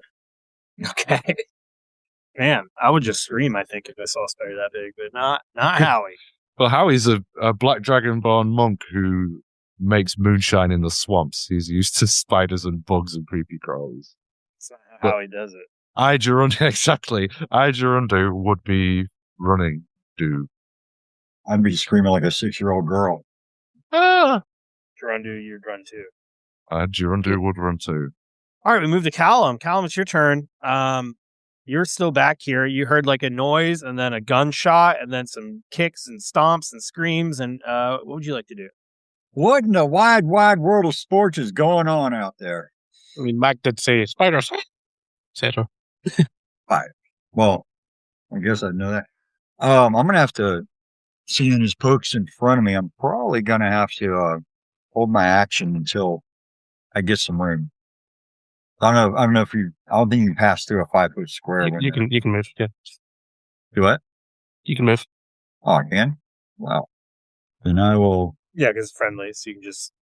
Excuse me, sir. Oh, I can. Do John Bias 5 foot wide. Poke's not 5 foot wide. 10 foot here. Then I'll come over this way and I'll just do another Eldritch Blast. All right. Then roll that sweet Eldritch Blast. Roll for blast. Well, 12 hits. 12 hits. You can go and roll damage. We'll see what happens when you blast them with your Eldritch Force energy. So it's coming out and it just kind of peters off and just thunks one. Ooh, so it only hits 4 damage. Okay, yeah, you blast. It only gets one of those spiders. But the swarm does reduce a little bit as you kill one of the big ones. Anything else? Nope, I don't have any bonus actions I can do with that. So, yeah, about it. All right. Well, unfortunately for all of you, it is now the giant spider's turn. Well, they're not giant spiders. Well, they're very large spiders. They're not the D&D creature giant They're not spiders. the size classification giants. Yeah, that would be a much more dangerous encounter, especially for level 2. However, the ones that are remaining are going to rush forward and they're going to attack Howie, just because Howie's the one that kind of started all this. They're going to run over to you. Hey, he started it. Howie, and they're going to start swarming towards you. There's like 5 or 6 of these things, and they are going to try to bite you. No. So it's going to be a 14 to hit. Nope. Oh, really? No. All right, so they try to swarm at you, and they are unable to bite you, so they miss, which is good for you. So yeah, you managed to dodge all these little spiders as they come skittering forward. The other swarm, there originally was 2 swarms, has already been destroyed. So we just move straight on to Poke. So Poke, it's your turn. You're in the hall as well. I think you picked up what's going on in there. So what I want to do is probably mechanically grappling, but basically I want to scoop these up with my pitchfork and chuck them in the stew. Okay, well, this is pretty far away. Where are you going to put crabs. them for now? Where do you want to put them for now? I'm going to scoop them up and run downstairs with the scoop full of spiders. These I are thought you were going to delicates. try and skewer them like a fart. No, you got to cook these live. You do. They're like crabs. Right, a kebab. Okay, yeah. Go ahead and try to scoop them. I guess it'd be like either maybe even a dexterity if you're trying to sleight of hand or something, trying to scoop them rather than impale them. If you're probably knock them out. Well, with them being spiders, and I'm if you're trying to relocate a spider without killing it, you'd scoop it up, right? So would it be animal handling? You can do that if you're trying to protect their health, trying to keep them alive for now. They taste better if they die in fear. The best best case I've ever heard for an animal handling check. I like he wants to save them. Oh, natural 1.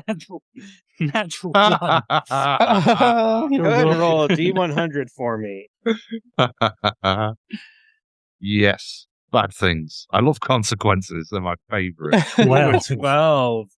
Okay, so yeah, you run, you try to scoop them. You're like, I don't want to smash them. I don't want to kill them. I want to scoop them. And you come in that angle and you jam your pitchfork into the floor. And it kind of sends the little shockwave up your arm. And you're going to drop the weapon temporarily. So it'll just end your turn. And if you want to grab it, you have to spend your bonus action to pick it up next turn. What the fuck was that? I was trying to catch him, get him in the stew. Oh my God, Poke. All right. No use crying about it now. Hey, you guys kept encouraging him. Sending people. Well, I'm hungry. And to be fair, the best thing about cooking spiders is everybody gets a leg. I'll never know. Oh, you're a bit squeamish about that sort of thing. I will talk about this later in a fight. Oh yeah, they're still alive, aren't they? We've still got a swarm of spiders to deal with. Is there anything else you can do without your action? Can I spend a bonus action to pick up my weapon, or does I have to wait till next turn? I was going to have it wait till next turn with the natural 1. You just kind of stab it. There's not really anything else I can do then. All right, then we'll move back to Mac. All right, Mac, you shot that gun, and then everyone started coming in here and just smashing things. So so I'm pulsing the gun, pulling out my hand crossbow because I don't want to shoot Howie. So I'm just going to stand in the doorway and just fire out there. With how we've been rolling, you definitely would too. Yeah. So if I hit him, it'll be sneak attack because 5 feet. Okay, yeah, go ahead and shoot. So it's a 19. It's a 25 to hit. Ooh, that definitely hits. And you get sneak attack.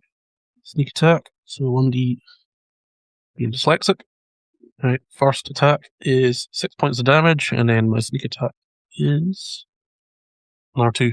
So 6 plus 2 is 8 points of damage. So yeah, you shoot in there and you manage to kill another. I think you skewer 2 of the big ones, so now there's like 2 really large spiders left. And Swarm As is a- becoming less and less of accurate description as you go. as a bonus action, I'm going to use my Kobold Draconic Cry, and just go, and yeah, enemies within 10 feet of me. You will hear that, and everyone will get advantage on those enemies until the next turn. Oh, his draconic heart stirs in his breast. Just like, Ah, the song of my people. Speaking of which, Howie, it's your Exactly. turn. You hear that draconic. I don't even know. Is it actually draconic, or are you like it's close enough? just a Yes. random noise, really.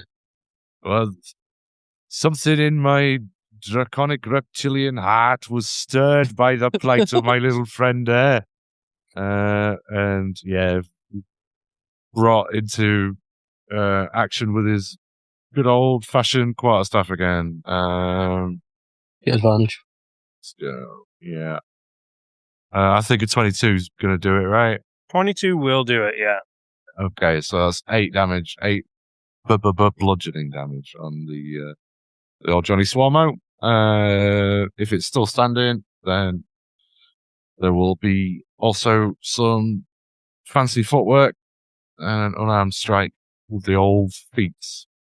And 9 does not hit, as we have established. Although the first one was actually, I don't know why it rolled it twice again, but the first one was a 13. So, Okay. Go ahead and roll that damage on it. So roll damage. 8, 7. 7. All right. So between these 2 attacks, you do kill the rest of these spiders. What's that look like? It's just Howie just flailing about with this quarterstaff / boat hook and stomping on things. Oh, this is just like back at the bloody shack. It's full of bloody insects again. Disgusting Oh, you had little to go buggers. and ruin them, didn't you? Well, I'm sorry, but the thing is with spiders, like I said, everybody gets a leg, but they taste a bit shitty. Is the shack your favorite restaurant? No, it's where I live, out in the swamp. Oh, you said it was full of bugs and stuff, and you apparently like eating them also. Well, I do occasionally, but spiders, they sometimes give me gas. Oh, well, we definitely don't want that, do we? We do not want that. There's enough bloody problems here. Anyway, Oh, you might have some problems with the turnips. well, we'll find out. I could do with a bit of roughage, to be fair. I've been mostly on a liquid diet. Anyway, what was the shiny thing in the fireplace? What was a shiny? Yeah, thank you, Mac. What was the shiny thing? Let's have a look. I don't know. Yeah. If you look in the soot inside the fireplace, you will see where that light was reflecting. And you are able to actually find that there is a crystal orb in here, a small crystal bauble that is laying inside this fireplace, reflecting this light. And if you were to grab it, it's like it's like about the size of an apple, this solid sphere, reflecting crystal energy. And it's full of spiders, right? It's a spider egg. It's one of those fancy spider balls. That's right. Ah, very nice. Oh, shiny. Yeah, I'll put that in my pocket for later. I don't know much about this, shiny stuff, or I wouldn't be able to tell you if it was magical or nothing, but it looks nice. Mac's going to pick up one of the spider legs and just start going to town on it. Goring on it. Oh, So it's just like jerky, just like spider jerky. Delicious. So as you're walking around, you're just going to be hearing. Oh no, you want to boil that first? I think Mac knows what he's doing. I think Mac will eat anything, he will. Yeah, not tasty, but it'll do. yeah. Well, What are we even doing here? Oh, yes. Doors. Doors. Yes. Rescue mission, I remember. And then just takes this big, long draft from his card. Right. Come on, then. Has he got like a memory like a fish? Yeah. Like the shouting stops, so he's just like, "Oh, what was I doing?" He's Drinking. fucking hammered. Howie. Did you get hit by the spiders? No. No, I was far too dexterous for that. Despite appearances. Don't think very highly of yourself, do you? No, I've a hopeless case. So there was 2 more doors, was there? Yep, there's Yeah, 2 more that's right. doors. So yeah, there's one immediately to your right, and then there's a second one down at the end of the hall. Yeah. Just open that So- first one. Yep. All right, yeah, you open this room, and when you open the doorknob turns easily, and it appears to be another dirty, decaying bedroom. There's no furniture in this one. You can immediately tell, even just from the door, part of the floor looks rotted away, just like what the hallway looked like. This room, it seems even more prominent. Like you can, even in the dark, see like how bowed down the floor is, and you're pretty certain if you were to walk on that, it would probably fall and collapse, similar to the way that the hallway did. Other than that, it's weird. It's kind of like that other room where like everything has been pulled out of this room. It is a empty bedroom, looking as if someone purposely removed the furniture.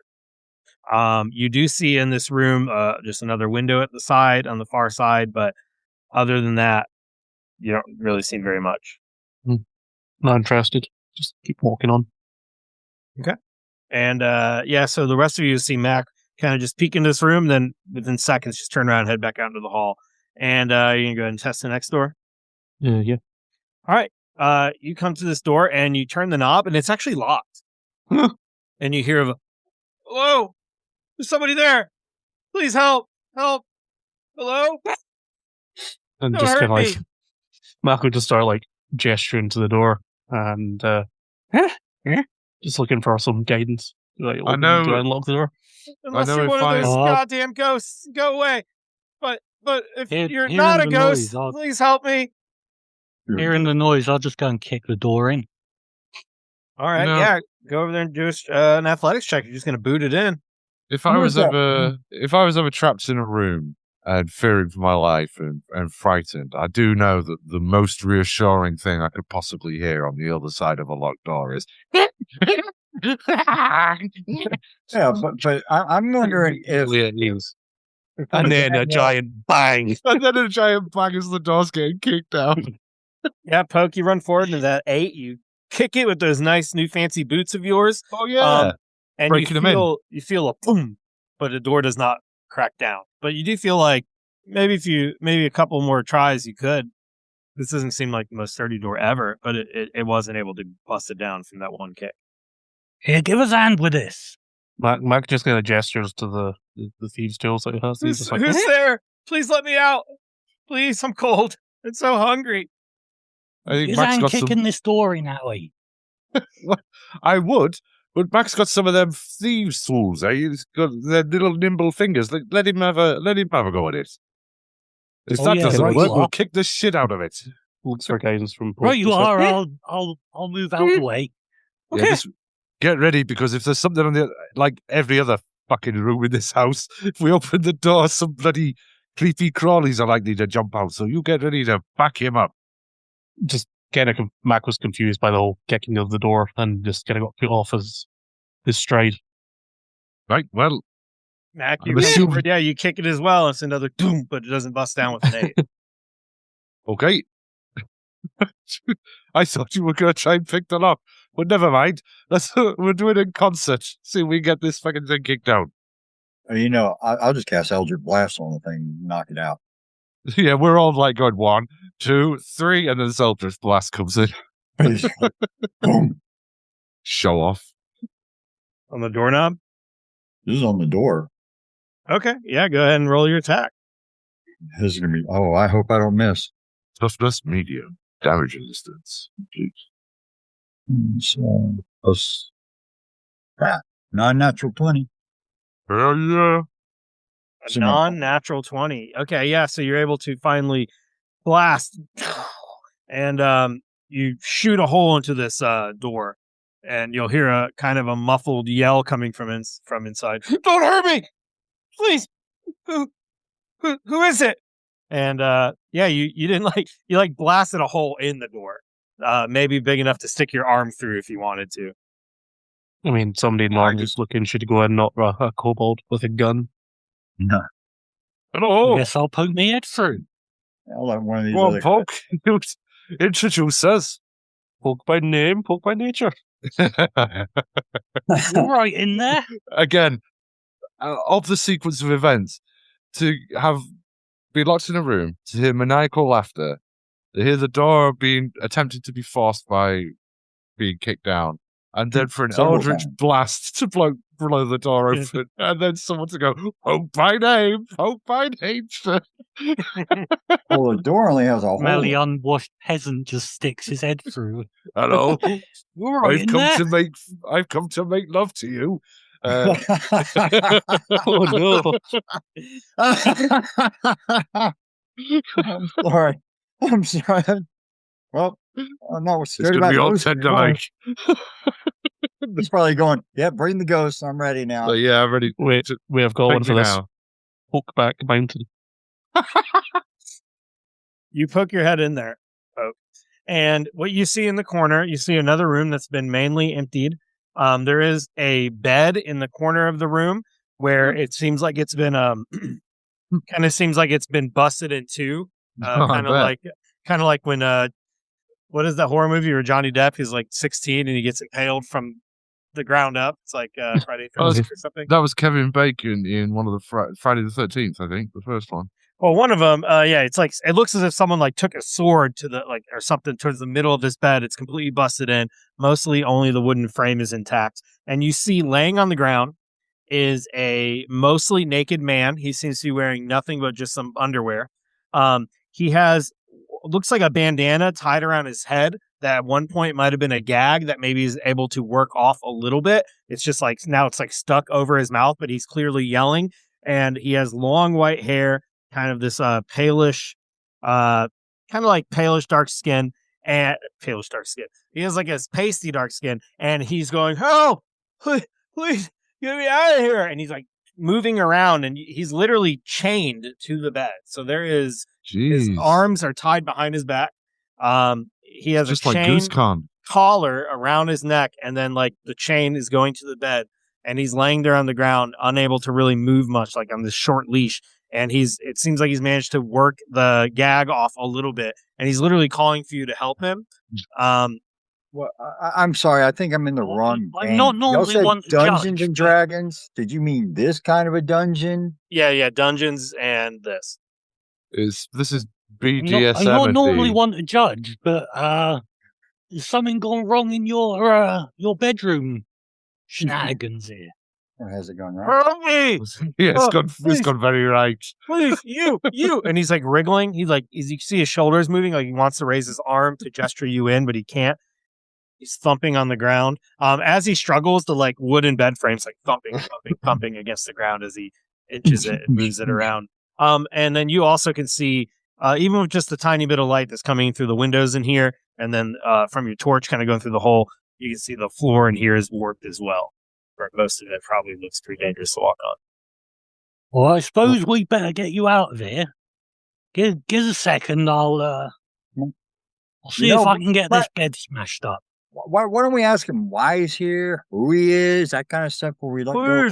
Whatever this ghost guy is. He's like yelling, and it's like the gag is only barely muffling it because he's gotten it mostly off of his mouth. It's all right, mate. We're coming to you. Who are you, boy?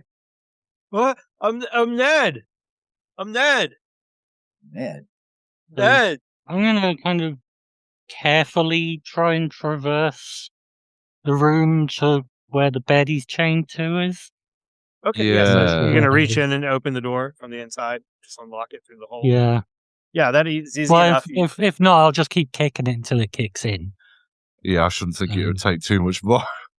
Stand up to too Yeah. much more punishment.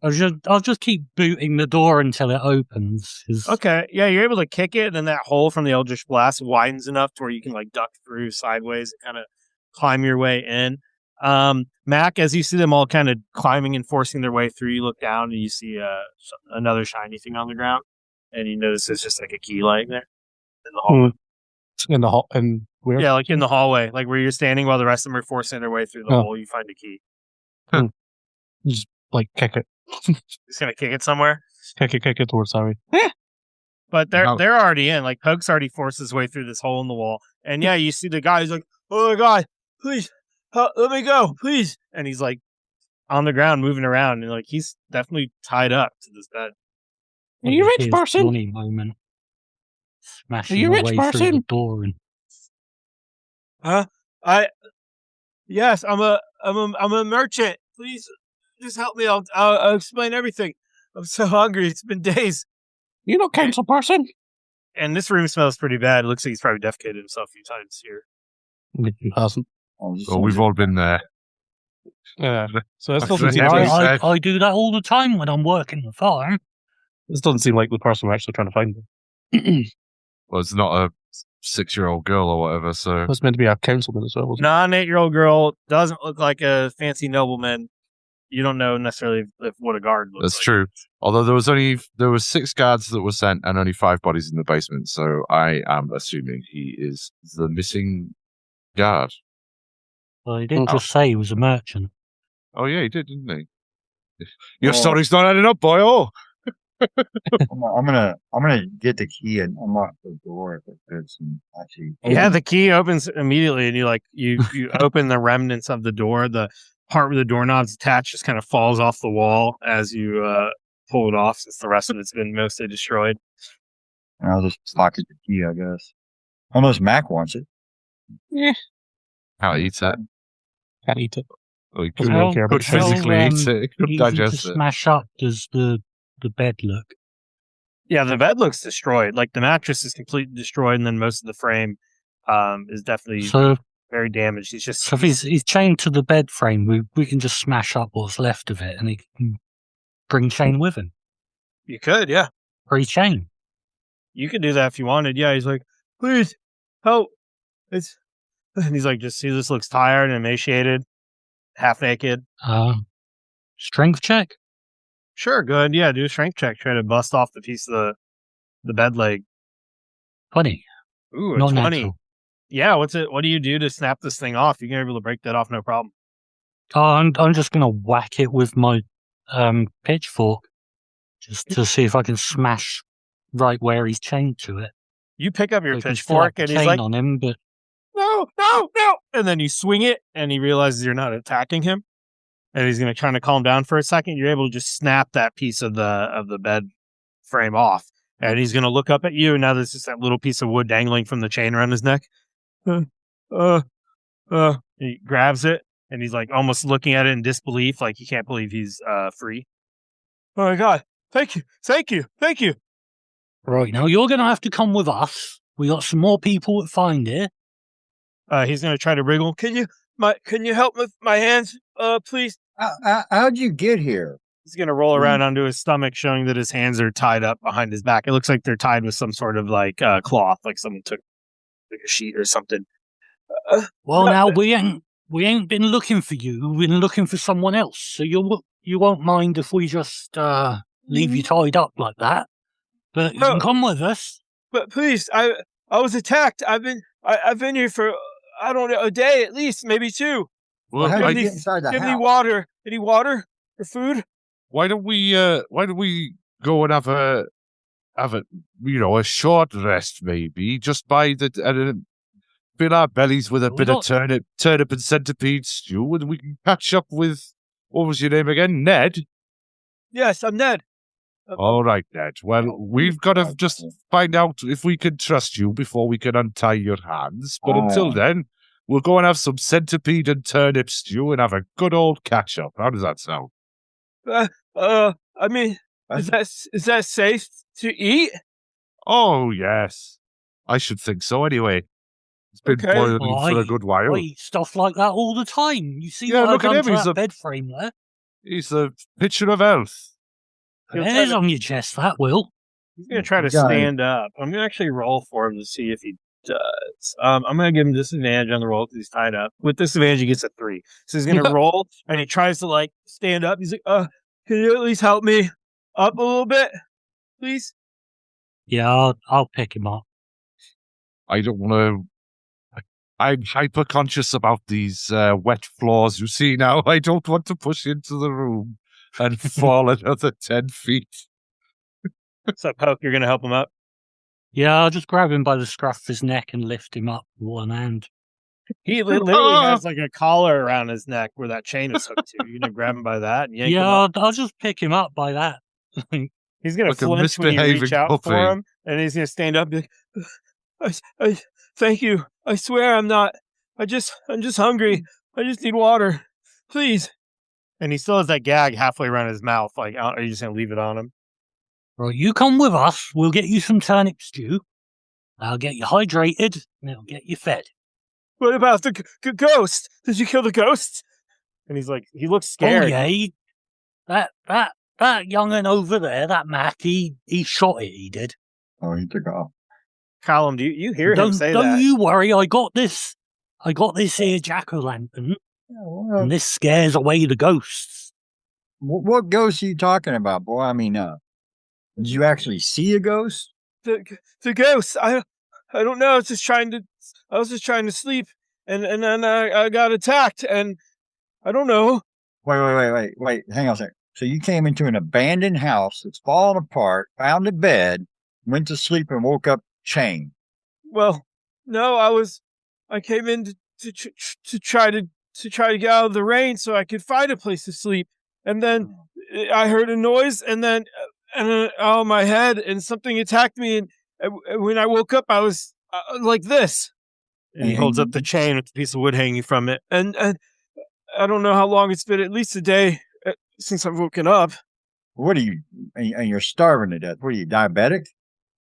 I just haven't eaten in a day or two. I'm just hungry. Oh, yeah. Even water sounds great. Please. All right, yeah. Almost kidding. Oh Yes, yeah, a but- day without water, you're gonna be feeling like And my clothes. Have you seen my clothes? rubbish. I'm a little cold. If you have any clothes for me, or if you found mine. Oh, here, have this cloak I found. Thank I'll you. give him the second. I'll put the second cloak around him, keep him warm.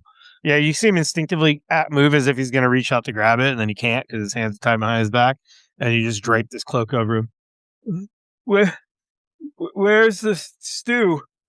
I'm Ned, Oh, it's by the way. downstairs. We've been cooking it for a good half hour or so. It's not really. For at least 12 minutes.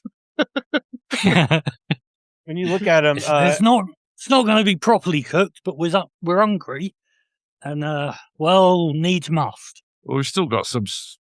Oh, that's not my accent. Oh, you We've gonna put still the got some spiders in it, too? scraps from the council hall as well. when you're up close, you can see this person is a half elf, but they don't seem half normal elf. They seem half drow. So maybe half drow, half human would be your best guess. A drow. Are they like- are they relatively common in Saltmarsh? You know what they They're are. not common in Saltmarsh specifically, but they are. You know what they are. They're common enough in your world. They are. You've never seen one in Saltmarsh, probably, unless they were just like a sailor or something that comes and goes off the dock. But yeah, they're not like abundant, especially in Saltmarsh, which is mostly humans and then recently dwarves. He's gonna follow you though, and walk. And you see him like starting to walk kind of towards the damp. Hey, back up. Huh? Oh yeah, be careful of that. Fall What? right through that. What? I'm going to be holding his chain while he's walking. Oh, oh my gosh! Oh yeah, it looks pretty dangerous, huh? You're walking your drow. Take the take it. Take the Well, drug if for a Howie walk. can have a pet. Well, thank you, sir. I'm Ned Shakeshaft. I did not make that name up. Once again, blame Jeremy Crawford. Ned Shakeshaft over here. Hello, So- I'm Barry I'm- Wanker. I'm Pope Mallard. To be fair, So, Pope what Mallard, can you how he tell does us? it, and fucking Have you seen anything else? Like anything else? I hear about ghosts and stuff, but something else, anything else about this house? The bugs, anything? Bugs? No, I don't know. I was just trying to find somewhere to sleep, and then I was attacked. Hey, how much would we know about drow? Just hear about them. They're kind of exotic. Don't really know a lot of details. Just, Yeah, do a history check if you're just trying to get information about drow in general. Would we just assume that they're evil? Or Let's see what it That's gets. not where I was going with it, but okay, would a peasant with a low intelligence score consider that they're evil?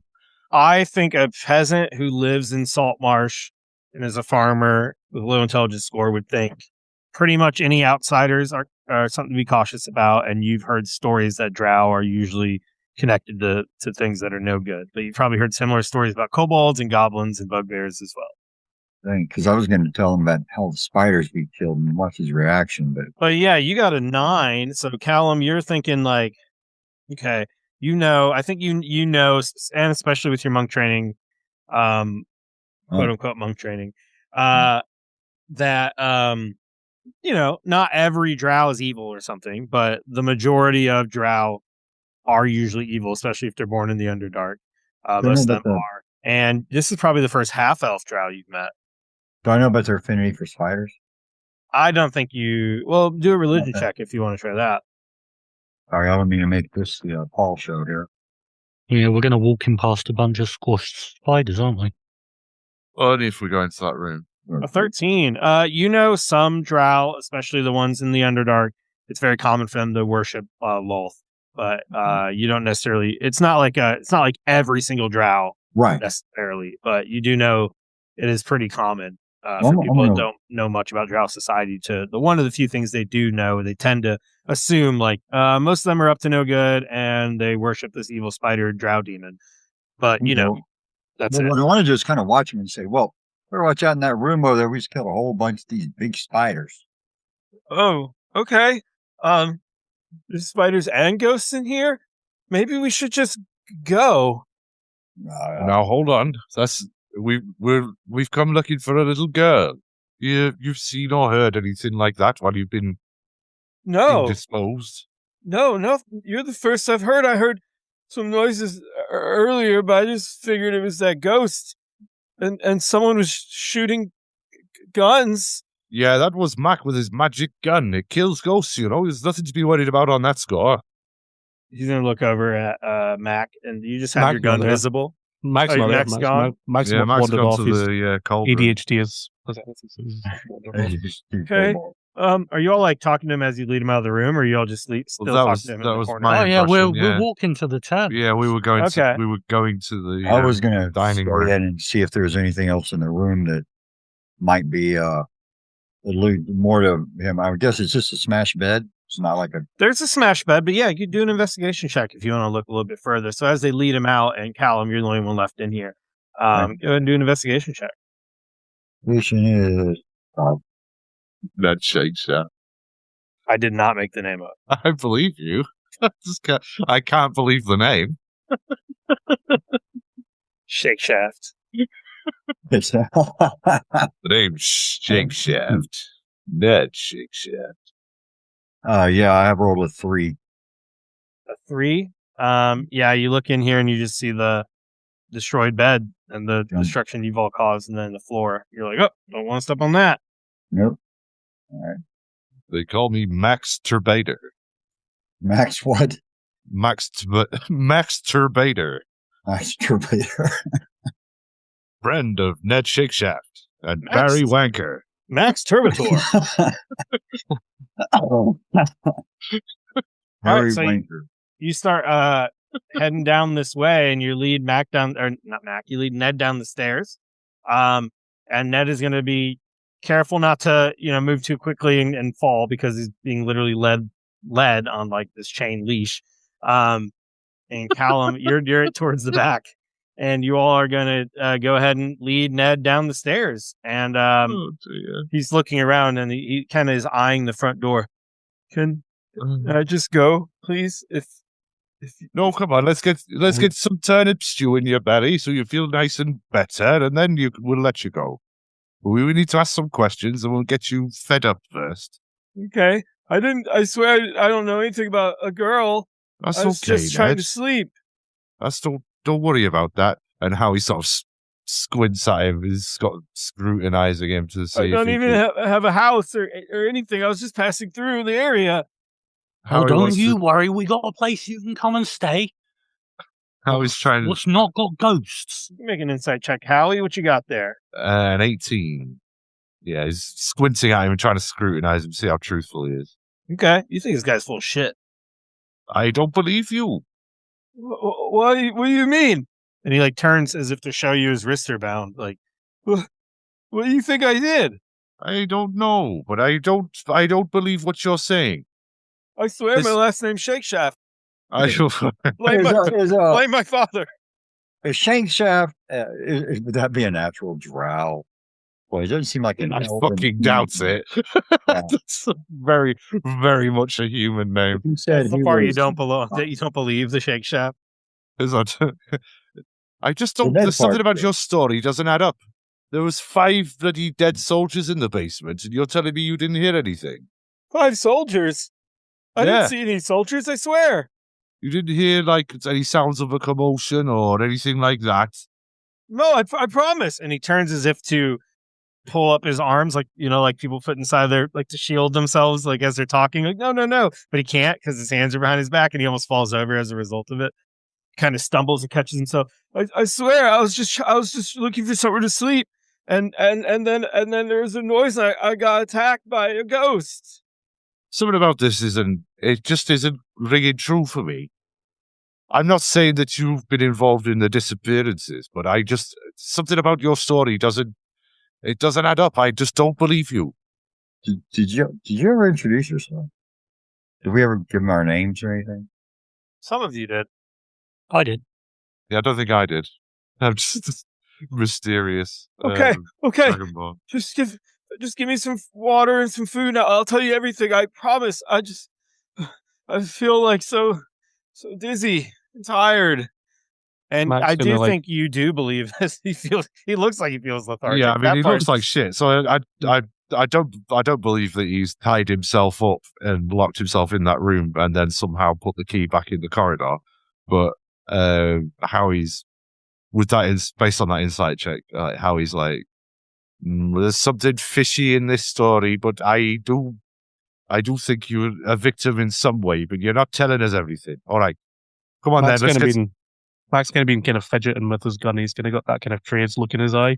Is there like a passive intimidation going on with seeing Mac looking a bit mental? You know, when Mac can smell bullshit, he starts getting antsy. Or hungry? Both. He's always hungry. So you all make He's it to the bottom of the stairs, and then are you going to the stew room? Yeah, it was Howie still wants to feed this young fella up, but I think he's trying to simultaneously be good and bad cop. Okay. Oh, what's that smell?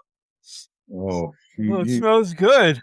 Oh, that's Poke's speciality. That's turnip stew with extra centipede. Call him what it is. It's Well, guts. it's more like a centipede stew with extra turnip. With extra turnip, I suppose. Yeah, more like the proportions have changed slightly. Oh. Y'all are really not going to eat that stuff, are you? There's nothing wrong with it.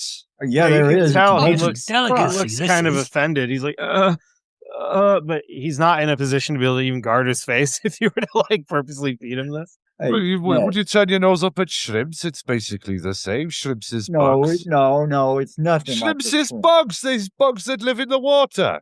They're not bugs. Shrimps It's is shrimp. bugs. Shrimp is good. Fish is good. Those are Was barred. he wearing You don't- clothes and stuff? If He they were sold- only had underwear, Yeah. Oh, okay. and he was you don't asking if see- we saw his clothes. You don't see Good. centipede farmers for food. Well, that's because people just aren't enterprising enough. They need to take more risks. There's some Mac- of us with more exotic palates. We like that kind of thing. Mac, why don't you do a history check too? Yeah, history. Yeah. Okay. See if you can remember from 8 minutes ago. You know, you're always doing them book learnings. Average. 10. You kind of remember finding some clothes in a room that didn't look nearly as destroyed as the rest, but you're just like, nope, whatever. Don't care. I'm still a wee Yeah, bit no clothes for Ned. angsty with kind of like twitchy with the gun, and I was wanting to like assist Harry if Harry was doing like an intimidation Yeah, thing we're- earlier, but kind of go. Yeah. Look, I swear, I'm just a regular guy. I'm just Ned. Ned Shakeshaft. Well, all right, Ned. My name's Caleb. All right. and you can calm down a bit. Now, all you got to do is come clean, and we'll listen to your story. But if you want to eat bug guts and turnips, you go right on ahead. I mean, I am Well, I'm hungry. going to be feeding him this turnip stew, so he ain't got a choice. Folks just holding a Okay. spoon threateningly. You're gonna feed it to him? Like a girl Well, he with a can't baby use his doll. hands, can he? No, he can't so stop yeah, you if one you of- want to. Somebody's got to. And he's Yeah. hungry, so he's barely. He's like hesitant, but not like closing his mouth like a dog shaking his head away or something. Oh, God. Now here comes This is here sad. comes the train. All right, so with disadvantage on his Constitution saving throw, he gets a 2. And because of the poison from the giant centipedes, he is going to take 3d6 poison damage. He failed the save. Just which literally killing him with he kindness. will be poisoned. And yeah, you pour this, you bring this spoon to his mouth and you start feeding the stew. And he's like, "Oh, it's hot." It's and he literally falls down on the ground and he starts choking. And his face is turning green and white, and he starts to roll around on the ground. And he's trying to spit, but he can't like even support himself. And he's like literally shaking and stuff. And you are watching this man die on the ground as you poisoned him with centipede poison. Do we know that it's from the poison? You can do an insight check if you want. That or medicine? Yeah, medicine would be good. Either one of those seems good to me. They both require wisdom Oh, okay. Well, okay. or survival. I would have. I'd probably think as somebody that eats whatever he can find, Pope's probably going to know it needs cooking a bit longer. Yeah, 22. Callum, you're thinking, yeah, he just ate that centipede poison that almost killed you all like 30 minutes ago. And he's on the ground dying. And I think you literally are watching him die. I mean, he's dead. He's dying. He's unconscious. He's taking death saves. He's out. Is there Unless you anything? guys We ain't got a I healer. guess we could try to We've shove water down his throat. But I mean, drown him. I mean, okay. Harry's sort of like not indifferent, but is like, shit, our only lead. I better try and see if there's anything I can do about this. He urgently is like racking his brains to try to think about if he knows anything that he could do to sort of help with poisoning. That again, it rolled it twice, but the first one was a 19. A 19. Yeah, you're watching him roll around on the ground. He's literally, his mouth's starting to foam. He's like shaking and seizing on the ground. And you're just watching this man die. Your only thing you can think of is, you wish you had better tools with you. Because it looks like you don't know of anything you have with you. Mac save is it. going to throw his clawed hand down the guy's throat and try to make him sick. Just like, Mac, watch out! I think he's possessed by a ghost. He looks pretty possessed. going to insight that. Okay. 5. Oh no, he's possessed by a ghost. Mac's Yeah, gonna like pull his Better gun and use just the like, ghost gun, Mac. Yeah, you pull your hand out and you're like, oh, and it's covered in his like nasty foaming spit. Ectoplasm. Yeah. He just starts shaking and shaking and trembling. He's having these death throes. And what are you going to do with that gun? I rolled for I just general intelligence. Like I insighted, and I was like, doesn't look like a ghost. So I got a 16 as an intelligence. So I'm not going to blow his head off. I think what you But realize... I am really confused by. I'm really confused by why Callum said he's a ghost when he doesn't look like a ghost. Yeah, I think what the realization you're coming to is that within a couple seconds he will be a ghost because he's dying. Yeah, I mean, Marco's gonna run forward and was like halfway trying to make him be sick by kind of putting his hand down into his throat. Actually, you're trying to. But then, then Callum was like, blah blah blah, ghost. So now Mac's just confused and just kind of standing there. Does anyone else have any other ideas You've kind of short circuited Mac's brain before this man dies in front of you? Don't have any antidotes. Right, don't have any let's go magical- put him in the wheelbarrow. None of us are we'll get him magic. resurrected. Toss him in the stew. Well, he's got a place reserved in the wheelbarrow. I'm sorry. Yeah. Go chuck him in the wheelbarrow. We'll go get those bits of people from down in the basement. Chuck them in wheelbarrow with him. Oh yeah. Hopefully they can put them all back together at the temple. There were some I'm sorry. footprints in the basement as well, wasn't there, Callum? Excuse me, Caleb. Caleb, I'm sorry. Changes every hour. Tell you what. I'm No, going backwards and forwards on that. I'm sorry. But out of anyhow, character, I'm thinking that my little practical jokes are going to have some really real world consequences that I didn't. Yeah. You basically just killed him there because Michael's going to help. But Yeah. now Mike's confused and he's just going to like standing around in a circle. Now he's just going to like spinning it's all around. fine. Yeah, this Hopefully guy's we can go shaking and and get Right, trembling, so and he's gonna sit up and go, ah, and then he vomits all over himself, falls back, his eyes roll back in his head, and dies. oh, what a shame. He got so I've ill gone to from get being the in wheelbarrow. captivity that he died. You see, that can happen sometimes. If you've not eaten for a long time, when you suddenly get an influx of nutrients and rich, good food like that, it can have an adverse effect on the body, you see. I just like the way Poke is thinking it's just because it was undercooked. Poke thinks it's undercooked. Who's thinking? Someone was leaving the room, right? Oh yeah, Poke is running out to grab the Yeah, wheelbarrow. I've gone and got the wheelbarrow. Were the rest of you watching him intently as he's dying, or were you just like, we fucked up?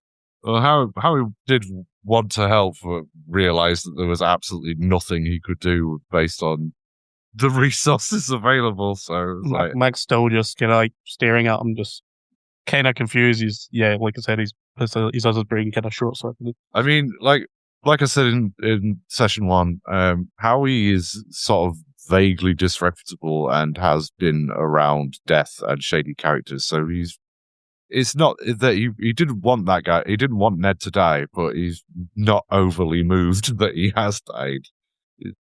I mean, the basic thing is they can't fucking touch us for that. If anybody asks any questions, I mean, that was nothing to do with us. We were trying to help him. Poke hasn't connected the dots. He's fed him some stew and he died. I mean, Poke's got a constitution of 15 and he's like literally like shit.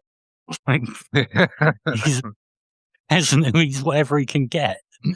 So as far as he's concerned, he just fed him some food and he died. He's just got a weak constitution, that lad. Not your, Well, it would none have of been a our bit fault. spicy, but it wouldn't have killed you. And anyway, he was probably already half dead when we untied him. So there you go. Not our fault. And this is what we call a group alignment change. So shift just a little bit more. Right. Well, I'll come back with a wheelbarrow and I'll chuck him in the wheelbarrow. Yeah, you just hear this, and then Poke comes through the hallway, bumping the sides of the hall and everything, and he's got that wheelbarrow. We'll chuck him in. We'll take this wheelbarrow down the stairs and we'll load it up with them bits. And I reckon we should take that back to town and come back here. Well, you know, that's a pretty good idea, except for the fact that we see anybody along the road with a wheelbarrow full of body parts and a freshly corpse on it. I'm pretty sure there's going to be some questions from the authorities. I would have to say, that cloak what we put over him, we'll chuck that over wheelbarrow. No one know what's in the wheelbarrow. Also, I'd have to say, if I was coming down the road and I see 4 blokes pushing a wheelbarrow full of corpses, I ain't asking no fucking questions. I'm going to start whistling and walking the other way. It's not even a wheelbarrow full of corpses, it's a wheelbarrow full of bits. Full of corpse and bits. Yeah, and I'm sure that unless everybody we meet has COVID right now, they're going to smell it because we smelled all that when we were down there. I can't smell a thing. Thought about getting a vaccination there. What's Matt that? just wandered off and went back up the stairs to go and look in those chests that he saw before. Oh, yeah. Yeah, you all, as you're loading the dead corpse of Ned Shakeshaft into a wheelbarrow, you all might turn around and notice Mac is gone. And Mac, you go upstairs on your own separate adventure. So Mac, you're going up the stairs, and you're running back to the top floor, and you get there and you realize those chests. You're gonna have to leap the gap if you want to get back to the chests. Yeah, I can't remember go the long way around. Oh, right, yeah. I can't remember where we were. So if you run to the top of the stairs on top of the balcony, you're like, oh yeah, and you see like the floor collapse then where. Yeah, I'm just gonna try and do the tightrope walk again with my acrobatics. Okay, yeah.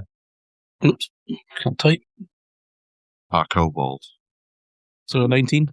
19's perfect. Yeah, you just tightrope across. You jump onto the side of the railing there, over on that balcony overlooking the bottom floor where the foyer is, and you slide across no problem. And you jump down on the other side, and you're looking around, and you're like, oh yeah, this way. And if you head north, it's going to bring you toward the two rooms where the chests were, and then the other stairwell where you had an attic, and then another stairwell leading down to the kitchen.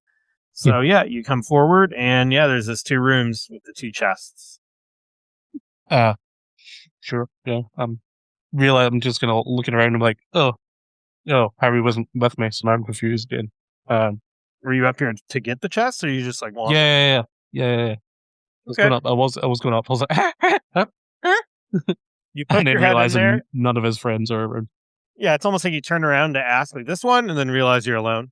And then there's that really damp, dank smelling room, and there's that chest over there across the wall. And it's not like a nice treasure chest. It's like a trunk, like a chest that's just like someone to put their clothes or something in. But you're welcome to go explore it if you'd like.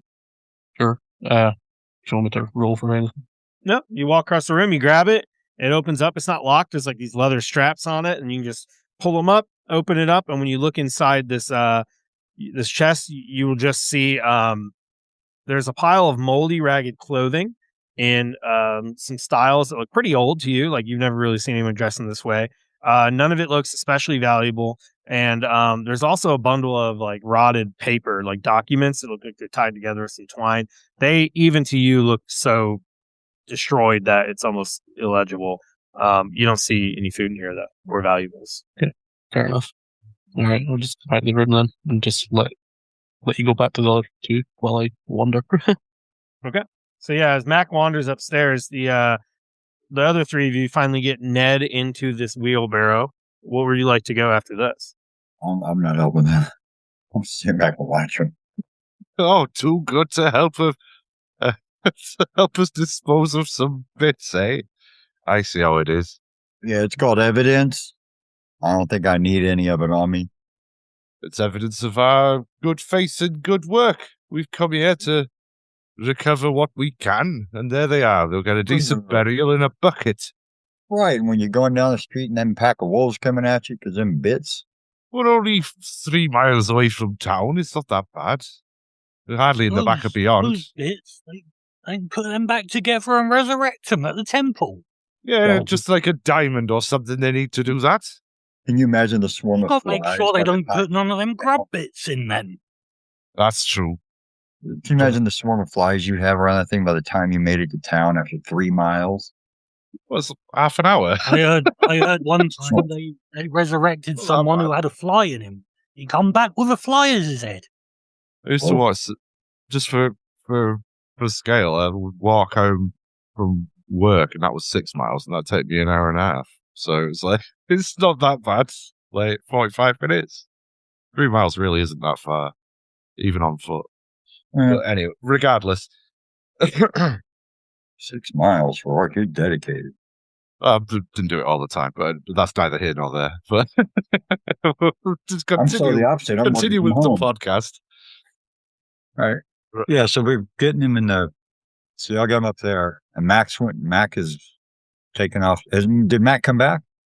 Mac's still upstairs. He's only been gone for about a minute or so, but you all have Ned loaded up into this wheelbarrow, and it doesn't look like he's going anywhere. Oh shit! Mac's not here. Did Mac go? That is a good question. I don't. It's generally not a good idea to let him wander off. We haven't done any shooting yet, so that's a good sign. Yeah, you haven't heard a gunshot in minutes. It's been at least 3 minutes since a gun went off, so I think we're all right. I like how you shot a gun, found this guy, broke down a door, dragged him downstairs, and within like 2 minutes, he's dead. Poisoned him to death. With centipede guts. But how were the turnips? Did it taste good before he died? That's the thing. He only winced a little bit. Spicy, they would have. Kind of like people eat blowfish. Like really poisonous. They still. Oh yeah. All right. Well, imagine like the spiciest chili that you've ever eaten, and then multiply that by like enough that it'll kill you. I suppose it's like if you tried to eat CS gas or something. Oh, mustard gas is right in there. Well, I couldn't. I mean, it's all right for a bit of seasoning, but I wouldn't want to only eat mustard gas or seasoning gas. Just sprinkle a little bit on top of my kebab. All right. Right. Okay. Well, I think we need to find Mac. I can only Mac. I've basically fed him a spoonful of pepper spray. Oh, jeez. Oh, the stomach acid. Sorry, distracted with it. Getting hungry. How he's Yeah, going to be heading back towards the foyer while he's shouting for Mac. Okay. Yeah, you start heading back into there, and yeah, you're all shouting up to Mac. Mac, you can definitely hear them. Oh yeah. It's just, it's just one track mind at the moment. You can only keep track of because he got like super confused by he went to go and help and then got told that it was a ghost, so he was just decided to go for what he does understand, which is finding treasure and more food and trying to shoot more ghosts. All right. So which way do you want to wander, Mac? He's 1 for 1. He's 1 for 1 on killing ghosts. So he's going to go into that other room. To the next room? Yep.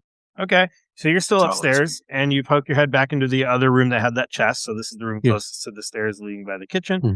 And when you poke your head in, you see that chest is still there. And then, of course, you see laying near the door is like, oh, there's a pile of clothing that look new and not moldy and not ruined. And perhaps those are the clothes. I'll go over to that and just kind of fish through it and see if there's anything. Okay. It's interesting, basically. And then I'll go to the chest. You're looking through the clothes, and I think the only thing that you notice is that they don't seem as destroyed as pretty much anything you've seen in this building. And they just look like they've been thrown there in a pile. Property of Ned Shakeshaft. Property of Ned Shakeshaft. Yeah, you look on the back, and there's a shirt, and on the tag it says Shakeshaft. Every time. Out of character, who writes their name in their clothes? That's very strange. In character, Mac's just like, and then goes lost, to the please return to Ned Shakeshaft. Hero of the Underdark. There's a phone number, there's an address, email, an Apple tag. Property of Shakeshaft.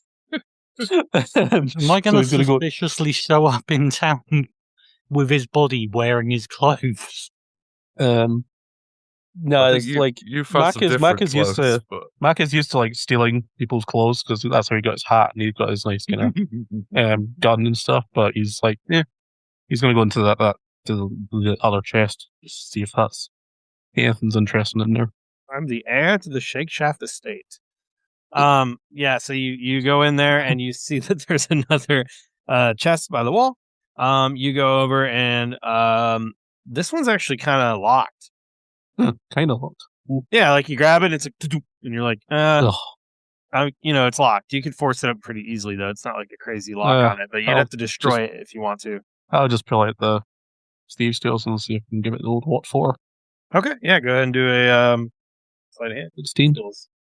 16. So yeah, that's easy. You're able to pick this lock pretty easily, and you open it, and it just unclasps, and then you open up the chest, and inside, it's literally the entire thing. The entire thing is just filled with about 24 pairs of wool socks. They're all folded. They're all folded in on themselves, all nice and neat. That's all that's in here. Just wool socks of different colors and varieties. Very colorful. All right. I'll pick out like some pink ones. Okay. Yeah, you can definitely some find pink ones. Some pink wool socks in there. And then I'll go and try and find Poke. Okay. Are you just holding them in your hands, or are you putting these bad boys on right now? No, I'm going to give them to Poke. Oh, you can give them to Poke. They're just saying Poke has only got... Yeah, so I'm going to grab them, go and try to find Poke, because Poke was only wearing cloth. Poke received a substantial upgrade this episode. He was like, I know. He's like absolutely, covered in drip. Sponsored by Hollister. So, Mac, you come down out the hallway, and you can see, once again, there's the part where the floor collapsed, and you can see down to the balcony below onto the first level. And there you see Poke and Callum and Howie. Is the wheelbarrow with the body now in the foyer, or is it in the other room with the stew? Good question. in the stew part of the stew? It's suspiciously Oh, close to the cooking pot. We Oh, got that's not- we got to get the wheelbarrow down the stairs and put them body bits in it. Oh yeah, that was the plan, wasn't it? Yeah. Okay, so Poke, so Mac, when you Mac look over first. this, you see Poke down there with the wheelbarrow, with the body of Ned Shakeshaft inside of it, and then Howie and Callum, and they're all just standing there, and you're standing over there on that side of the gap again with the brand new pink socks. Poke! Socks! And I'll just throw it up. Oh, thank you very much.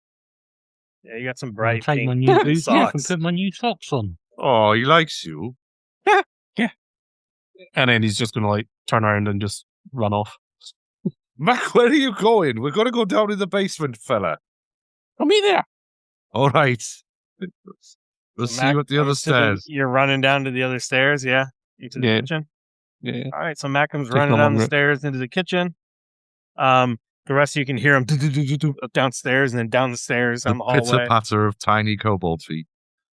And yeah, he's down at the end of the hall. You're going to bring this whole wheelbarrow and everything that way? Yeah, wheelbarrow's got to come downstairs to get them Yeah. bits in it. That's how we've got to scoop up those bits from the basement. Okay. So you all go back and you're wheeling this wheelbarrow into the kitchen, into the pantry, and then there's the stairs. Let's see if we can get this wheelbarrow. Are you like leaving Ned's body up here? And are you just like taking a wheelbarrow with a body down the stairs just to bring it back up? No, I still got the body in. We're just going to load it up with whatever bits we can find. All Okay. We were asked to bring back the bodies. the this is- organic detritus. That is true. We were asked to do that, and we said we would. We're beings of our word, and we're gonna bloody do it. Bloody being the operative word in this scenario. Yeah, you don't want to offend Anders Solmar, No. 20-year-old boy. In fact, when we get back to town, we'd better push this wheelbarrow full of corpses right into the council chambers just to show what a good job we've done. And animate Dad to watch them see what they do. I just want to stop everybody here and let you know, the past 10 minutes, I've been on mute. So when it looked like I was talking, I was actually going, okay, I'm like, I guess he can't hear me. Am I interrupting people? Not even, Because yeah. I muted so I even could notice. cough without being on the podcast. But no, I'm contributing by holding the flaming turnip while y'all push the cart. So I got the mage hand with one torch, and I hold the flaming thing so y'all can push that cart. That's why Yes. we're going to just have anyone who's helping, because I don't think one person could push a wheelbarrow with a corpse No, down some I stairs very think- easily. Let's all do I an think- athletics check. See if we can just keep this thing balanced and carry it, like not dump this corpse down the stairs. Yeah, the way I saw it was, I would say I'm quite proficient in wheeling a wheelbarrow. Yeah, I you was- can add your proficiency to that. You got wheelbarrow skill. My role doesn't say I am, but normally I mean, yeah, it's got. We established it as like regular marks of wear, and it's been sort of molded over the years. Even though it's a rickety piece of shit wheelbarrow, I got a It's- natural it- 20 on helping with the wheelbarrow. I just imagine I'm just like touching the side of it, just like, I'm helping. Oh, just a Matt got 9, a nat 20. What did Howie get? just a 9 for And then athletics, Poke wasn't also got a 9. So Yeah. Poke and Howie are like trying to balance this. Callum, I'm assuming, you said you're just going to help as well? no, I'm helping by keeping the lights. Oh, on. yeah, the light. And you see they're Mac is struggling with it. single-handedly. Yeah, Mac, what do? You are the linchpin. I don't know. I I wasn't feel- even planning to. it?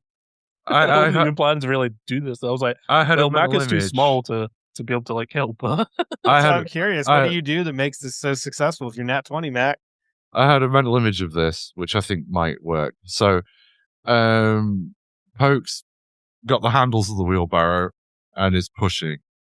Howie's at the front of the wheelbarrow, like trying to guide the front wheel down the stairs while he's like moving backwards. Both of them are doing a terrible job and are wobbling all over the place. Max standing on the body in the Surfing middle on of the the body. wheelbarrow and adjusting his weight to keep us balanced as That we is go funny, down. 'cause that's exactly what I was thinking. Corpse surfing. Exactly. All right. I, Yeah. So Mac's just like, this is fun. And just like surfing on this dead body. every so often he just kind of like pokes the drow with the end of his pistol and just The man we killed mere this guy's- moments ago. This guy's going to come back and haunt us. Okay, we murdered him, fed him poison, terrible, torturous death. I'm Let's telling his you, corpse. Now riding his corpse down. Max already killed one ghost. It's fine. There's no worries of getting haunted. There you go. yeah, exactly. He's got a magic gun that kills ghosts. And anyway, if he does come back, Yeah. I'm 100% sure he was up to no good. I just Well, can't I quite put my suppose- finger on what he was doing. But nobody who's got a Turnip. clear conscience would be killed by centipede stew. Oh. Well, okay. I guess maybe in this region. Maybe it's a regional dish. The truth will out. Maybe he was allergic to turnips. I didn't see Yeah. anybody else eat any of it. Well, we've got caught up in the moment. We've got stuff to be doing now. We'll come back to the Oh, I turnips. thought it needed cooking a bit longer. I think He was that's only maybe gonna right. go quickly because he was saying he was hungry. Yeah, well, that was right. I mean, he was starving, wasn't he? He said he'd been chained to a bed, having all kinds of wicked stuff done to him for a day or so. So we thought we were doing the humane thing, but it turns out he was just weak, couldn't handle a nice bit of food. Oh well, not our fault, and that's what I'll be telling everybody.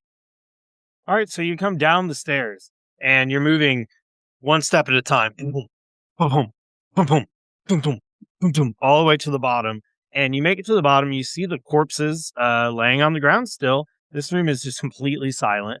And yeah, what do you all want to do? I mean, you look and there's the corpses still there. You're just gonna get to work. Yeah, just What? start shoveling them into the wheelbarrow with my pitchfork. Well, you've got the tools for that. I think, Caleb, we were going to have a look at this fireplace. You saw some footprints, didn't you? Yeah. Yeah, Let's we give saw this. some footprints right around over here. Oh God, this stuff, man. Oh, the smell down here is. Oh, just hold your nose and have a look for these footprints and see if we can find out what's going on with this fireplace. Does prestidigitation work on smells? Yeah, you can, Okay, you can make like, nice smells happen. yeah, Yeah, I'll make it smell like. and flavors for that matter. So you could even Tabasco your food or whatever with it. That's what I was missing. I was missing salt. Yeah, that's the That's what kill them. And we're in Saltmarsh too. Season your food, people. prestidigitation bay. Yeah, I'll probably cast prestidigitation, make it smell a little bit less rank. Channel house. Would Mac be able to fit into the chimney or like into the fireplace and kind of look up? You Or can is, go. or is it too like narrow? I think he could Shrug your bend chimney, forward governor. and fit in it if you want. I was going to say, as you all walk over and start investigating this chimney, and then as Poke starts to poke the dead corpses here, suddenly you will all hear a sinister cackle coming from behind you. It's not coming from the fireplace. You'll hear a I told you he's coming back. now you are mine. And Poke, you see on the opposite side of the room, kind of towards like the back of the staircase, behind it, you see these huge red eyes glowing at you from the darkness. Each of these eyes looks to be maybe the size of like a mug each or something, like a couple inches wide. And then you'll see out of the darkness this dark shadow move towards you. You see these bright white teeth and then a fluttering of what looks like these leathery wings. And you see some sort of creature stand up. It looks like a demon. It seems to have black, scaly skin, spikes coming out of its elbows. It has to hunch because the room is only 8 or 9 feet tall. And it seems like if it were to stand up all the way, it would be actually bigger than that. And then it's going to just let out a wicked hiss at all of you. And that is where we're going to end this episode of Quest Q. I cast plane shift and run. I cast shit my pants. And Roll to there is shit. this giant demon now standing at all of you, and it's going to start licking its lips. You see blood on its long nails. Now it's mine. And that's where we're going to end it, everybody. So, thank you for tuning in to this episode of Quest Q. Unfortunately, this is the end, so we're going to have another one week from today. Hopefully, we can get some of those issues. Really, it's my issue. I need to figure out how to run OBS without Adam's help. But hopefully, we'll get that figured out by then. Really quick, Adam wanted me to mention we are going to raid another D&D channel directly after this, so hang tight, and it's going to send you right to another D&D stream for another awesome group of adventurers. But once again, I am Jeremy Fair. I'm the Dungeon Master for QuestQ. I'm also the Dungeon Master and usually the editor of Eclipse. You can also find me on Roll for Weird. You can find me on all sorts of different things across the Majestic Goose Network. And we will all be back this time next week. So thank you for tuning in, and thanks for listening to QuestQ.